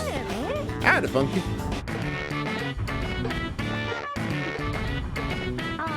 Long time no see. Let me tell you, this old gal wanted to open the blinds for you, but as any fool can see, these tiny arms of mine aren't fit to stir a pot of chili. About startled me out my skin, Chibi-Robo. Handling blinds like a pro. Thanks. One. I love how the joke is Dinah is just a dinosaur and old. What's up here, Funky Phil? Let's say to shake some of that dust. Show me some boot scooting. How about it? For old time's sake?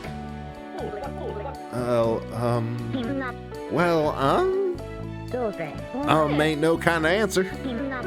Been skipping meals again, partner. I disagree on that, but okay. Manly. Oh yeah, boomer. Worst comes to worst. Turning tiny sword.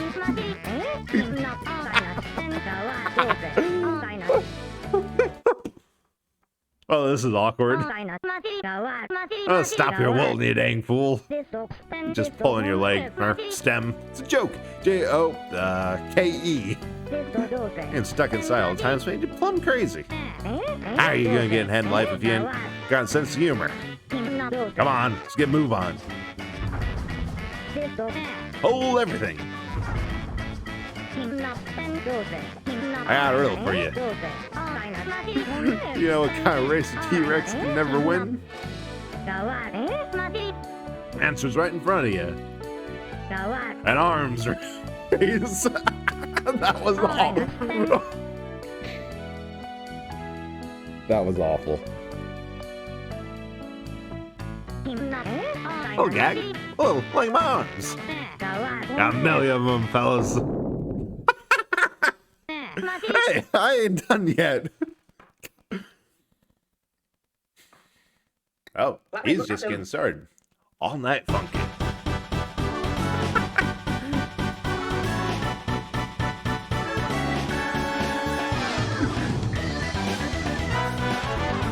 And keep in mind, Miss Anderson is sleeping like 3 feet away from this.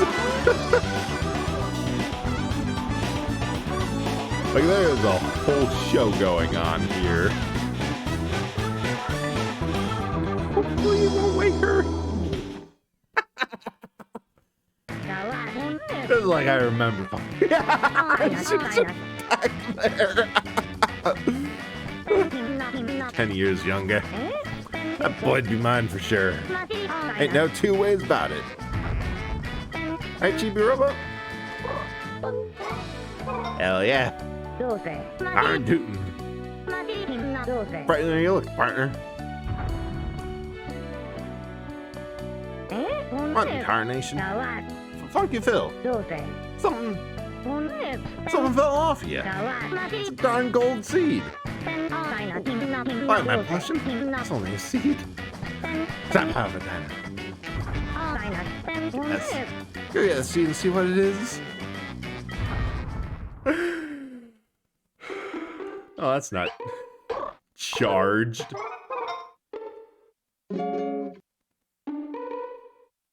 Here, have some water. Hydrate. Oh yeah, skill speed soothe.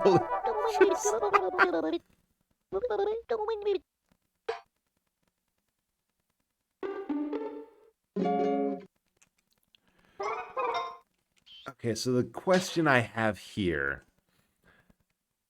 Funky Phil's a toy. Funky seed? If it's a seed, should you plant it? Yes. Funky Phil's a toy. Plant. Oh, he's a novelty dancing desk thing. So... Just give me that for talking. So how does he make a seed if he's like plastic? Nah, I'm thinking too much about it. I mean, that is kind of what I do here. Think too much about things that probably shouldn't be, but, you know. This in particular. Oh, shoot, I need to be up there. I forget that there's not a... that this area doesn't actually have, like, a chibi ladder, so a lot of things are just accessible by smart use of the chibi-copter and nearby junk.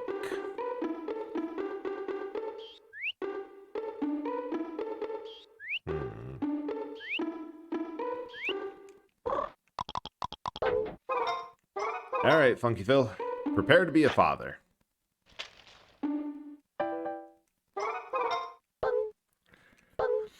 In you go. I found it. A Funky Phil seed. Oh, yeah, this is his user manual. Pop, pop. Little Funky Phils will be popping up all over the place. Little Funky Phils. Billies? Oh, wait, that sounds plumb adorable. Adorable as can be. Little Phillies. Can't think of anything cuter. You can't, can you? Might funk see myself, but I don't have the energy to carry him. Here goes the nuclear need to go to the nuclear flower plant. No, wait. My plant starts falling over the Colleen flower Misa. Which of those is funnier? What should I do? Simple jokes are the best. Get too fancy on folks, and you lose them. Oh. Time for that suspension show I like. Darn corny shows, eat 'em up like popcorn. It's just someone falls off cliff again. Unintentional comedy at its best. Dinah is a whole mood, and I don't know if it's ADHD hyperfixation or... Oh.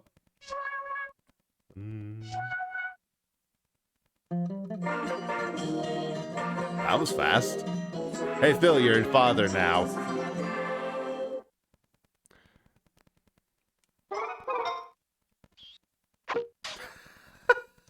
Philly. 2.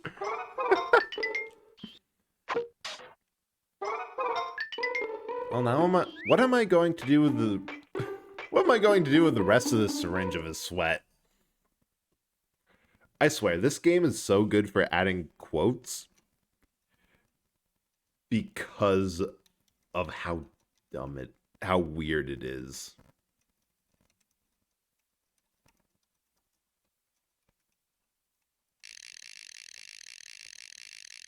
Wow, I didn't know Chibi had so many idle animations.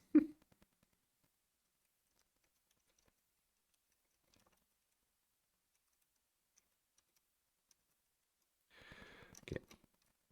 What other dumb quotes? Anyone else, please take my babies. I think that was Super Mario 64. Monster Dad, you are an education. You're gonna have to learn how to edit that. He's rebranded since. Crocodile. Crocodile is known for its fudge. That was from a Nuzlocke me friends tried, and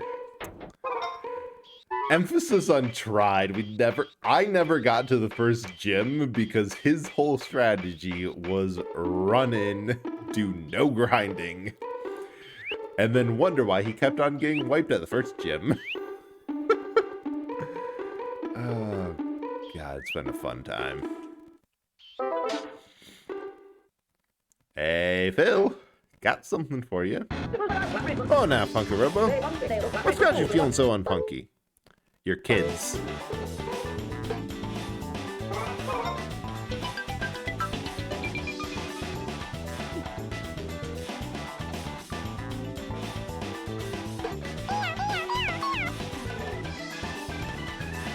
Can't wait to ram them down.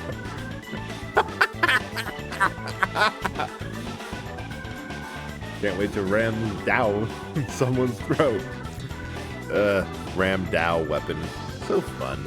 So good at hacking zombies. Go Pappy Dance, go Pappy Dance. Hot? Who dat? Go Pappy Dance, go Pappy Dance.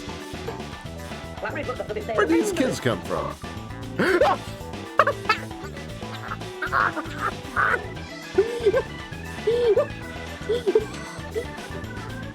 Even a robot made to make some people happy know when to say, not my problem. You don't know? What are you talking about? You're the one who brought him here. Go Papa Dance, go Papa Dance.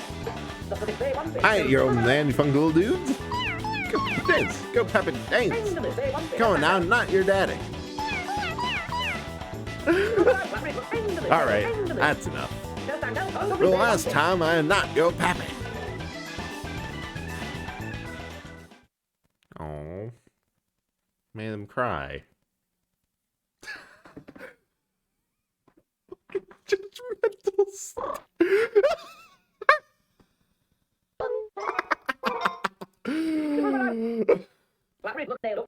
What? Not their pappy. Funky Phil isn't even married.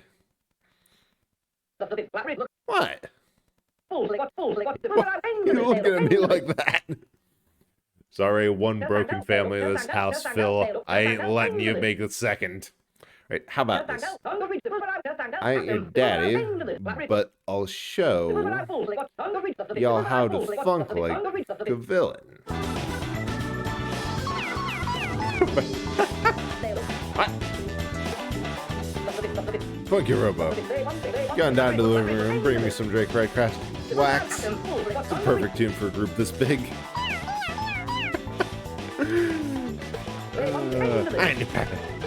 I feel bad for Phil, but also not really. Hey. Man alive, they're adorable. Can it all get out? Look like just like Funky Phil. Just look at little varmints. They're two darling words. Here I come.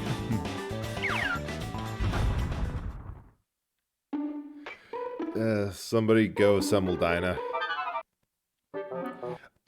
I think she blew her hip out of joint.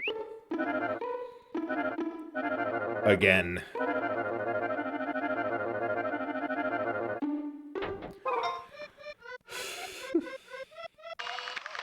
No. That's garbage. Like.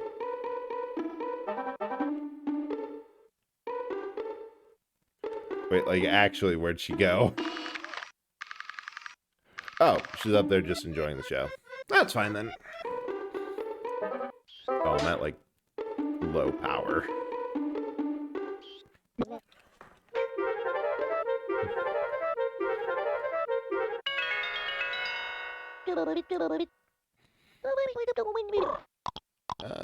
Yeah, I did a lot.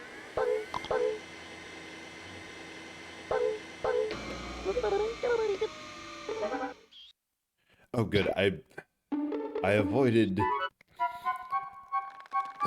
getting hit by yet another pan. I think I was at 4 when the stream started, and I'm at like 10 now. Guess Telly just can't take a joke. Just can't take my impatience. Unfortunate. Okay, the sheer amount of stuff that has happened in this room tonight, and Mrs. Sanderson has slept through it. Well, I suppose she's had quite a day with, you know, declaring divorce. But still.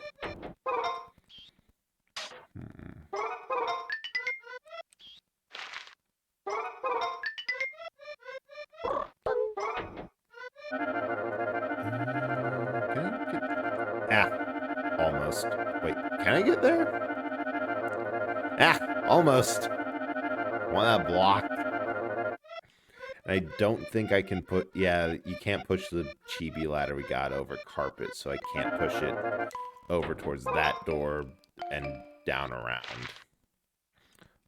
Love letter. Chibi-Robo. Did you find a letter? Would you like me to read it for you? Yeah. This one time.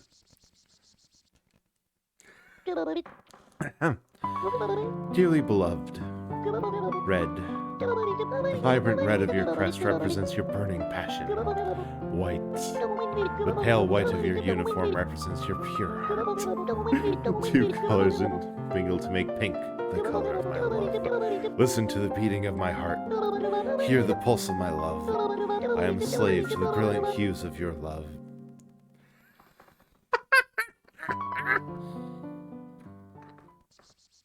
That was not meant for our eyes to read. Oh, this is a love letter. Sorry, but I just had to read it. Listen to the beating of my heart.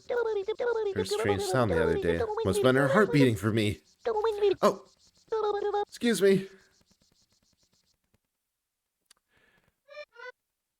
Deli, I think you got the wrong idea, but you know what? I can't fault you for your enthusiasm. Wait, do I still have that in my inventory? I do. Hopefully it'll get delivered soon. True love cannot wait. So we have the option of either giving it back to Sophie, the person who wrote it, Or we can do what she can't get up the courage to and deliver it to Drake Redcrest. I think we should just give it to him right off the bat. He is here. He's available. And it would be funny. Space Hunter Drake Redcrest. Hello, Space Hunter Robo. Ha ha ha! You heard her too, eh? Yes, she's one good-looking princess. Still, I didn't realize that dead flowers made a good gift. Drake Redcrest has much to learn. Only then can justice truly prevail. Thusly, I will study a new technique. If I am able to master it, I am sure the lovely princess will be impressed. But for now, I must return to my training. By the way, Space Hunter Robo, picked up anything, I'll take it. There you go, buddy. This mission is very important. Good work, Justice as an ally, and his name is Chibi-Robo. I feel bad for Sophie, but this is kind of funny. Grazie, Space Hunter Robo.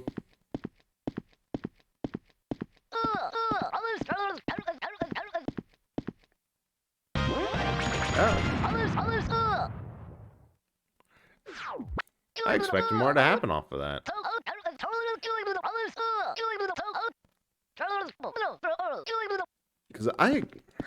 Because there's a sticker book which you can fill for if you do everyone's side quests, and there's one here for Sophie. And I know it involved... I've done it once, a long time ago. The trigger involves the love letters, and they keep on showing up until you... Well, even after. Yeah, they just keep on showing up because all of the triggers for the stickers are repeatable. I thought it involved... Wait, I think I have to talk to her, and then she kind of does the rest of it. Also, any scrap metal? Nope. Dang it. And I think she hangs out, if she's not at the foyer waxing lyrical like she was, then she's at the kitchen.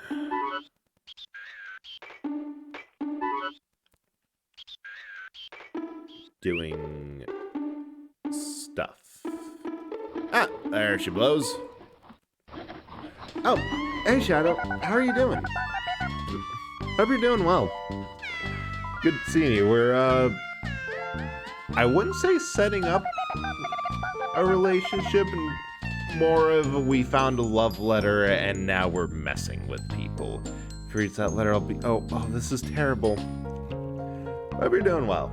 Good to see you around. Oh, are you trying to peek at my diary? That's so rude. Oh, it's you, Chibi-Robo. You startled me. I didn't know you could walk so quietly. I assume you know my situation, my troubles, my woes. Yeah, you kind of wrote them all in a letter and then lost it. True gentleman, Chibi-Robo. You know how a lady feels. Ah! Dang it! I really wish that I could just turn off ads. Like, I would take the hit to the little they give. But it's just saying that it's good to see you around. Glad that you're... Wow, my brain just stopped mid-sentence. Just saying, it's always good to see you around, and I hope that you're doing good and had a good day. Just playing this cute little game, trying to save the family of this house from a horrible divorce. Because, yeah, if he sees that letter, I'll just die. Somehow I doubt I'll ever see it again. Guess I'll start writing a new one. Huh. There is a trigger with that letter and her to do something. I don't remember what it is. And I don't... Oh, hey, there's a pirate. Actually, a lot of stuff over. A lot of stuff that I've been missing. For start. Oh, right. Ooh, the flowers are ready. Yeah, this is just such a cute... Oh, almost time. Such a cute game. Like, clean up messes, find lost things for people, keep a marriage from crumbling, help soldiers with a career change. Doing... No, get something quick. Whew. I barely got that frog ring. Well, doing better recently. Year started kind of rough. And not gonna get into that. That's fair. Had good. Ooh, it's a good day though. That is good to hear. Like, this week has been so hard on so many people that anyone who has had a good day is just. It's weirdly inspirational that, okay, it's not everyone. There are some people who are doing well. And yeah, that seems like a rough start to the year. I hope it's at least improved, or whatever the context is changed enough that it's at least manageable. And yes, Brendo, I've had enough chocolate chips to make some cookies but I haven't had time at all this week. And also I have some plans, got some bananas for banana bread this weekend. But I love baking. I mean, that should be obvious. I mean, bread, yes. But I've been doing pretty good. Just, I think I've passed the jet lag I've had the past, for this week. And just got back from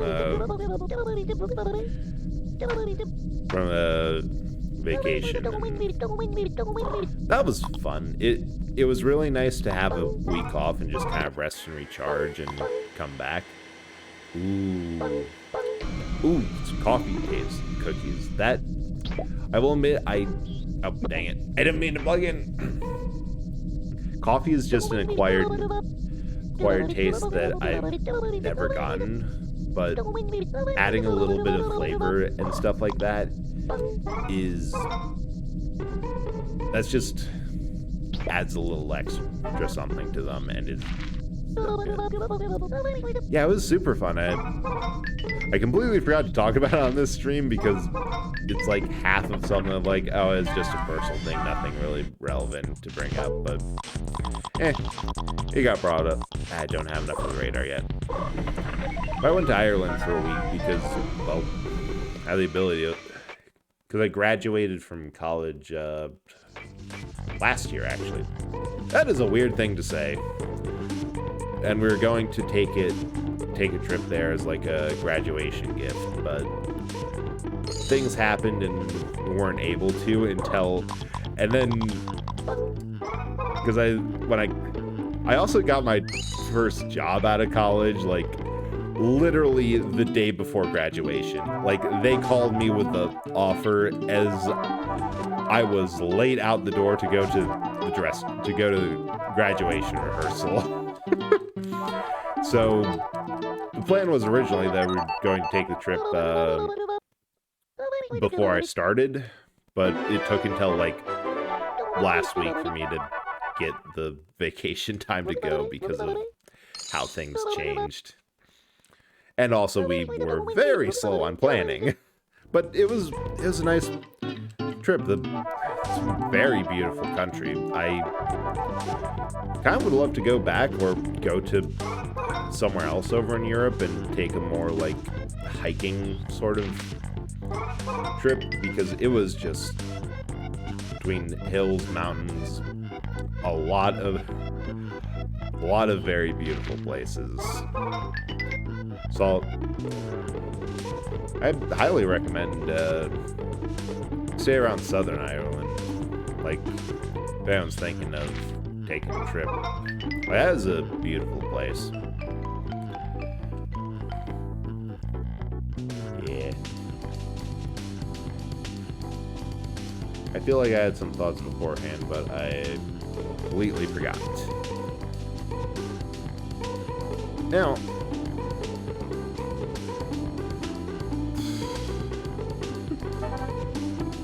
oh, Can we do the cooking mini game? Is that... Help me, Chibi-Robo. Jane said she's hungry, but I'm hungrier than she is. So, what we need to do is this. Huh? A bun? A meat? A stove? Whatever, come on, help me cook some burgers. Hell yeah. Yes, that's what I wanted to hear. Can't get near food without burning it. No one wants hamburger briquettes. Let's grill some burgers. Okay, I'm going to explain the process, so listen carefully. First, we do some prep work.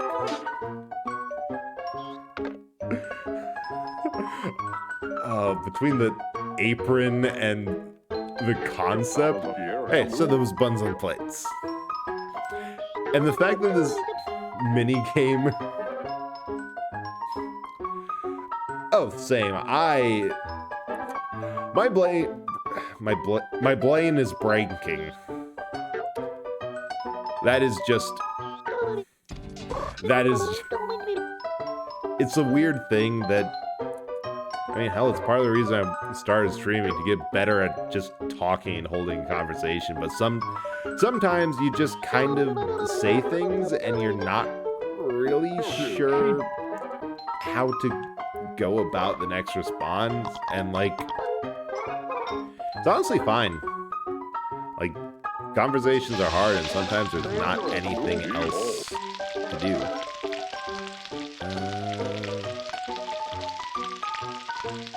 We have to let this cook.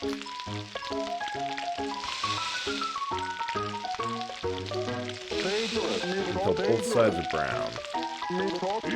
Or if you're going too long, look for the 3.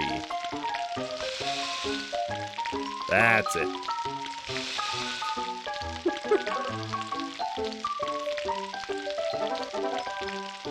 Okay, and then one more and that one's done. In case you're wondering, this is lore accurate to how I cook. Except I usually end up burned.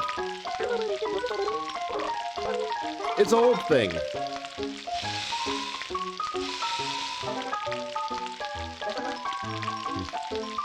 And really, the trick is a very long spatula. But yeah, it's always good to see people around.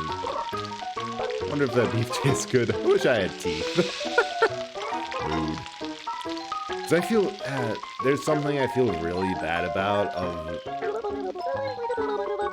that I have trouble of, like, initiating conversations with people.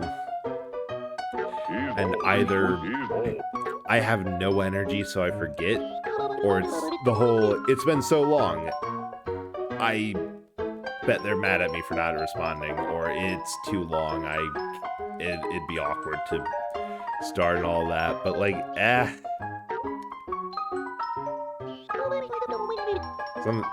guess it's something that you just have to, like, there's no real way to get around it other than just say, no, screw it. If something bad happens because of it, we ball. Yeah.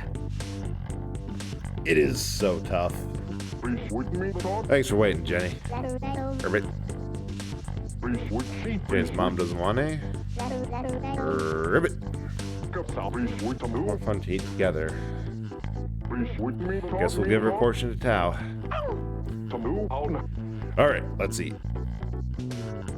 Oh, I forgot Chibi-Robo, and we appreciate the thought, but unfortunately, we're robots. Yeah, you're right. Okay then, we'll just help ourselves. Don't mind us. Please, go ahead. Let's eat! Mibbit. Wait a minute. It's... What is it? Delish! Oh yeah, cooking sticker. I really wish I had the ability to yell as loud enough as Mr. Sanderson deserves. Because he has the energy of when something happens, the entire neighborhood knows. Okay, gotta head out. Oh, yeah.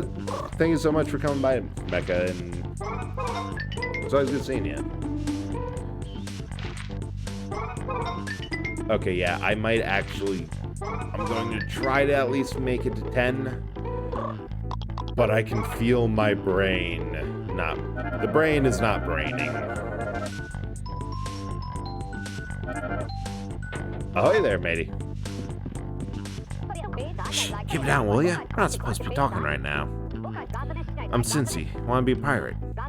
What, Captain Plankbeard's recruiting? Thanks for letting me know. Okay, I was wrong. They're not all city names based off of cities that have like strong seafaring traditions. Because the close Cincinnati has to a tradition is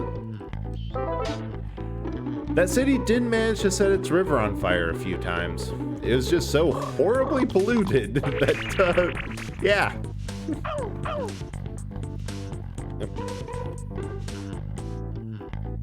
Got anything to say? Hey, check out that outfit. Come on, look. Not the only thing. Frogs could give anything?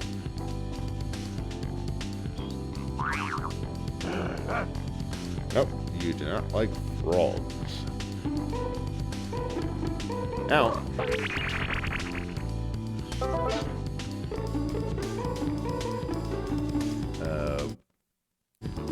Players over there. I guess the only other thing we have to do, aside from getting enough, this game is kind of cash-gated at the end of. I suppose it's an encouragement of no, go interact with the characters, find chibi doors, do the things that'll give you money and happy points and all that, but it's kind of bad at... This is actually a weird thing the entire series is bad at. Like, in order to get... Oh, dang it. Missed that. In order to get to the end, you need 10,000 moolah to charge Chibi-Robo's battery. Then you need 17,000 to get the Chibi radar, which is used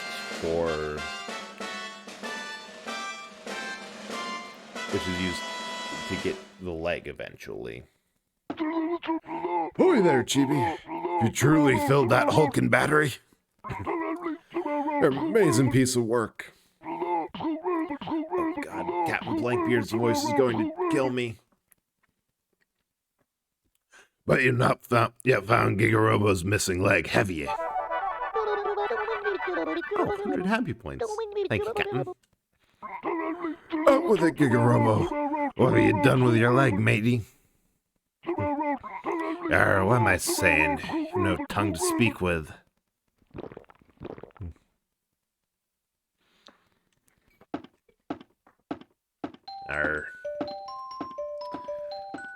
Do you have to find the leg?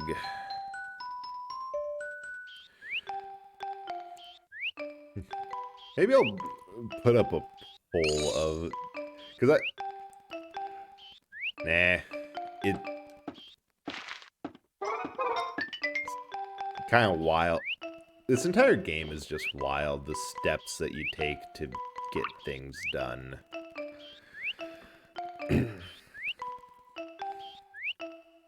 Because I think a big reason that this game stuck in so many people's minds is the end sequence of the Chibi-Robo plot arc. Because the shit you have to do to find that leg... And, oh hey, Chibi door. To find that leg and the code is nothing short of ridiculous. Yeah, just pull that over. And should probably also drop off some of the trash I got. Like, that'll give me some cash. Of course, Other thing that I find a little bit... No. There's something about this game that I still don't understand.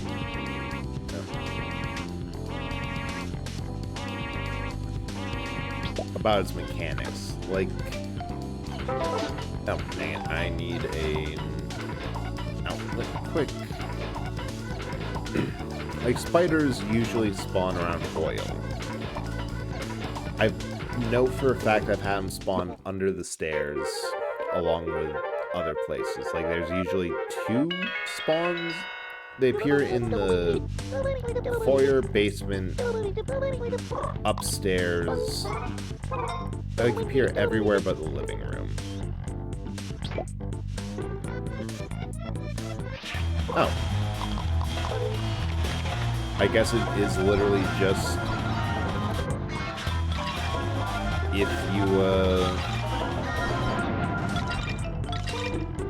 if you see a drop of oil, if they're not at the first spawn, they're at the second. Interesting. Anyway, as we work, I think that's lined up.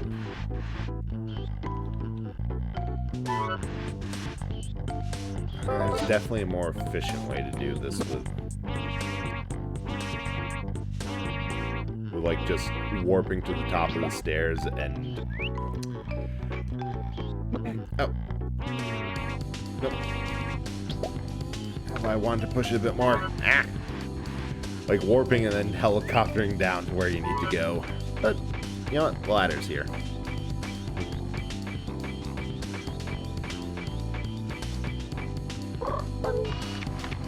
Nope. Hopefully this will get us enough money.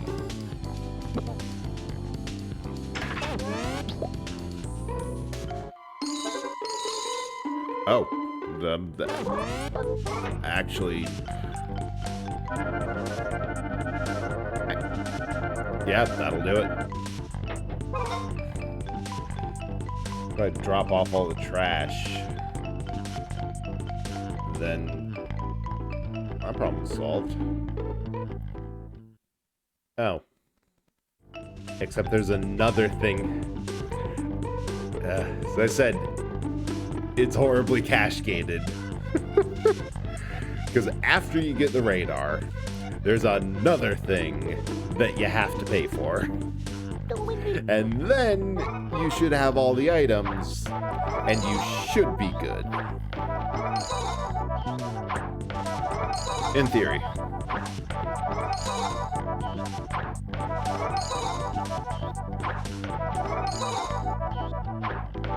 Ow.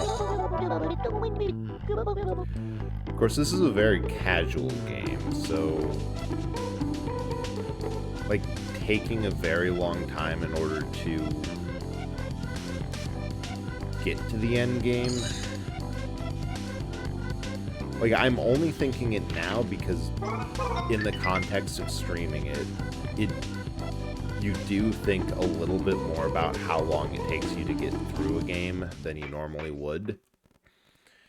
Because in a regular playthrough, I would be completely content to just kind of let this go for as long as it needs to. If I'm having chill time with things, good, that's fine. Keep going. 190? Need so much more. Alright, we're hunting spiders.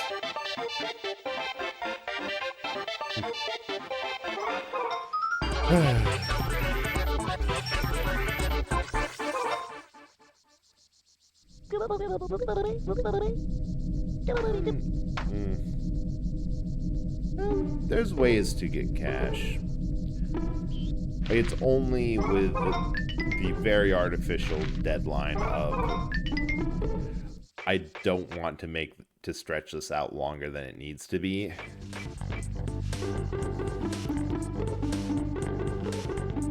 Because like you can spend, I think the way I normally play this is instead of doing a pretty good job of juggling everything and making a little bit of progress in multiple things at once. Okay, is there oil here? Is there... I need some scrap. Come on. Yes! Oh, ask and you shall receive, and there's a lot of them. Oh, perfect. Here I thought I'd have to go hunting and farming for all of this. No, they just gave me the casual, like, 400 scrap. The moment I decided to remember the kitchen was the thing.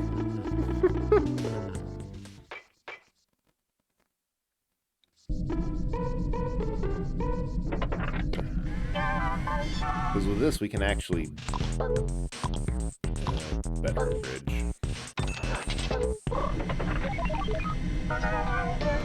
And actually go and explore the far reaches of the master bedroom.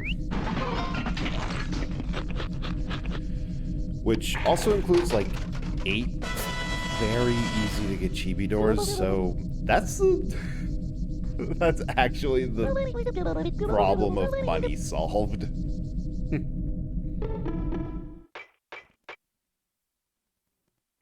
Which is highly convenient.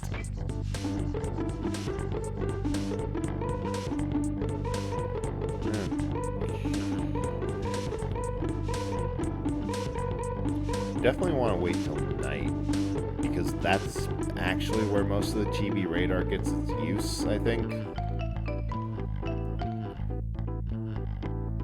Like, there's a couple secrets that only appear at night, as well as, now that I have it, one really weird change in NPC behavior. Just to hint, because now that I have it, it's not that obvious of where to use it. So they made... Oh, I forgot. If you twist and spin around... First of all, it does that normally, but it also does that on the teleporter.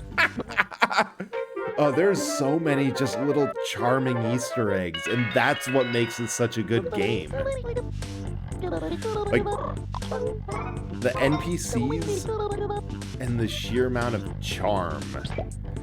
Because if you... There's that. You can spin around to make yourself dizzy, which can happen a lot easier on the teleporters.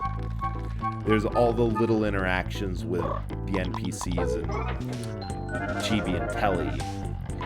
There's the fact that if you try to skip through Telly's dialogue while you're recharging and he's asking you about saving, that he'll, out of petty spite, drop a second, or drop a pan on your head for not listening. It's just so much charm and character, and that's why everyone who... So many people, and I was kind of surprised about this, because from what I knew before streaming it, this was a very niche title. Like, it was known, but not really remembered enough to get remastered or any attention or anything like that. But everyone I've told about this game has either said, "Oh my god, Chibi-Robo, you're playing that? That is... I love that game." Or, "Oh, I haven't heard of that game. Let me take a look. Oh, this looks so cool." And it's really kind of emphasized why people would love to see a remaster, but just haven't. And are so mad about that. Oh, another pirate. Oh, we're just finding so many pirates in this house. It's a lovely thing.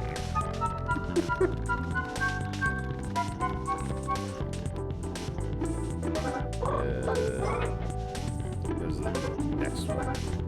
Oh. Nope. I was wrong. Next two.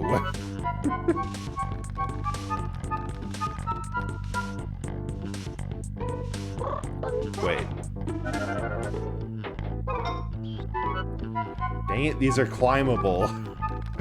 I had such an easy... Oh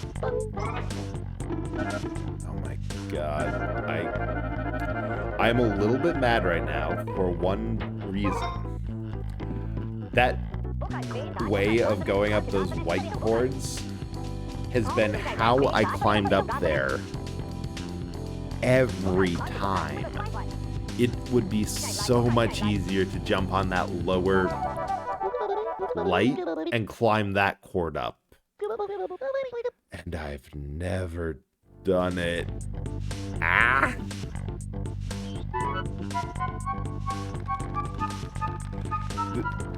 There is such a sticking power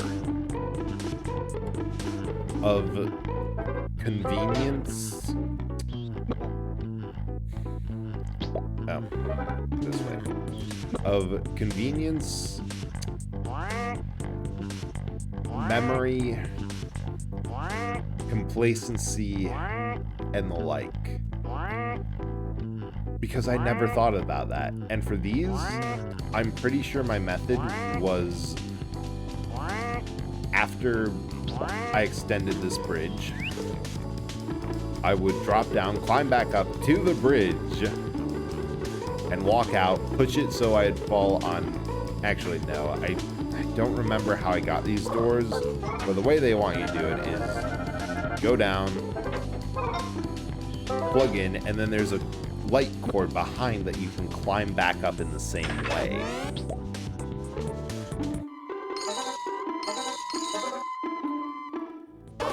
And that's an option, or actually, wait, this is how I always did it. I just get to one, open it, hover over to the other. I still don't know what the heck that is for. I'm not even sure if it's for anything, or if it's just something that aggressively exists. That little... that. Like, it's a crank. But what does it crank?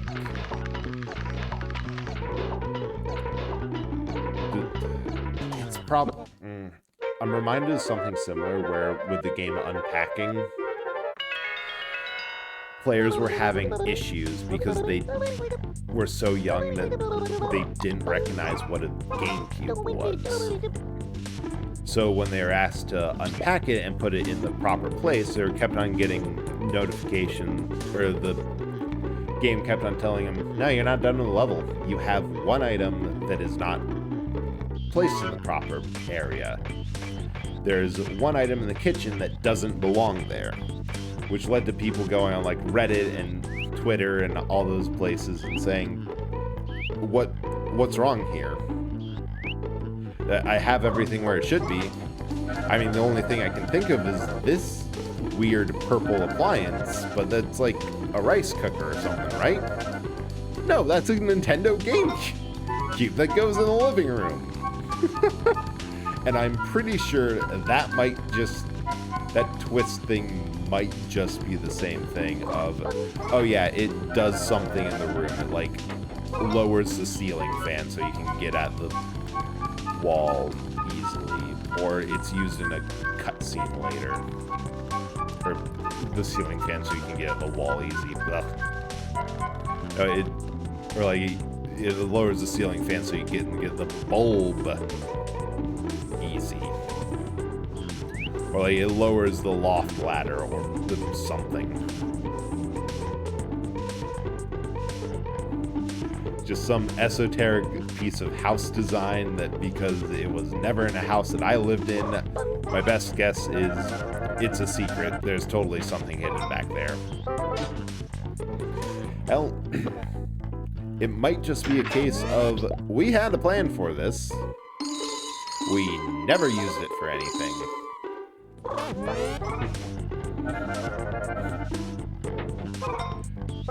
Because that's the other thing. Cut content leaves a whole lot of interesting relics that...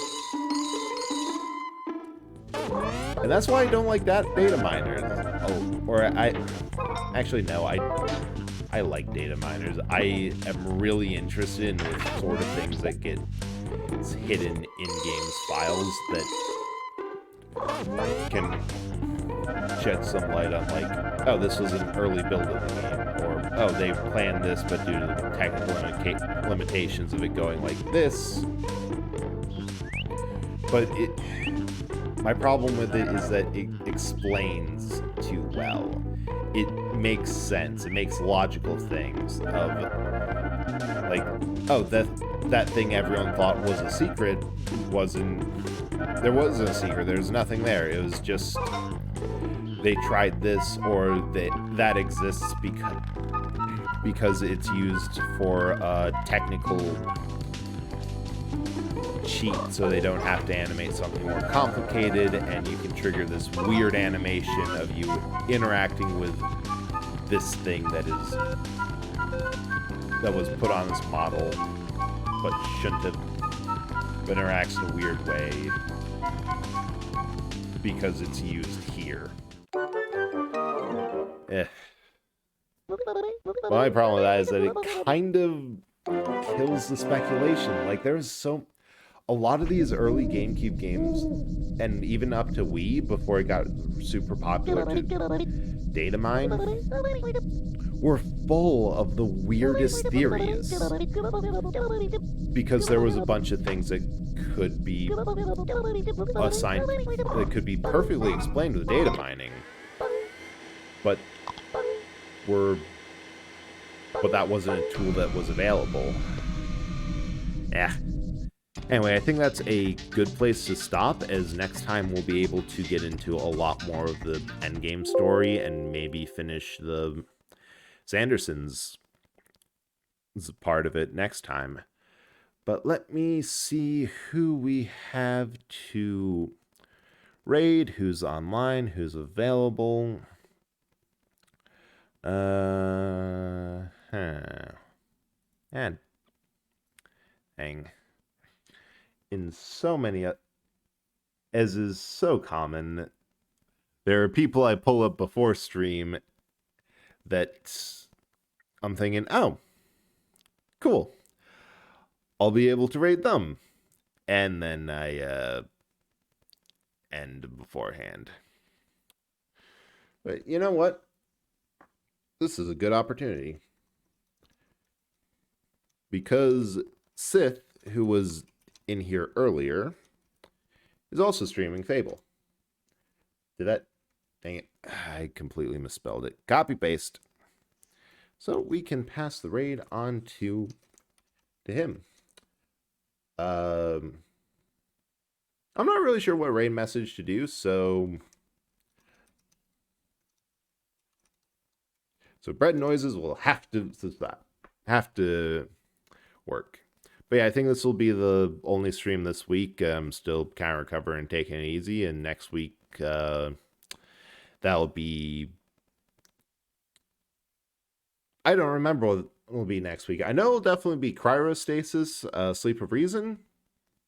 No clue what else. I'll have to check my schedule, and I'll be posting that on Twitter, which you can, that's actually I have time, which you can find there, or all updates and other just ramblings. Oh, see ya.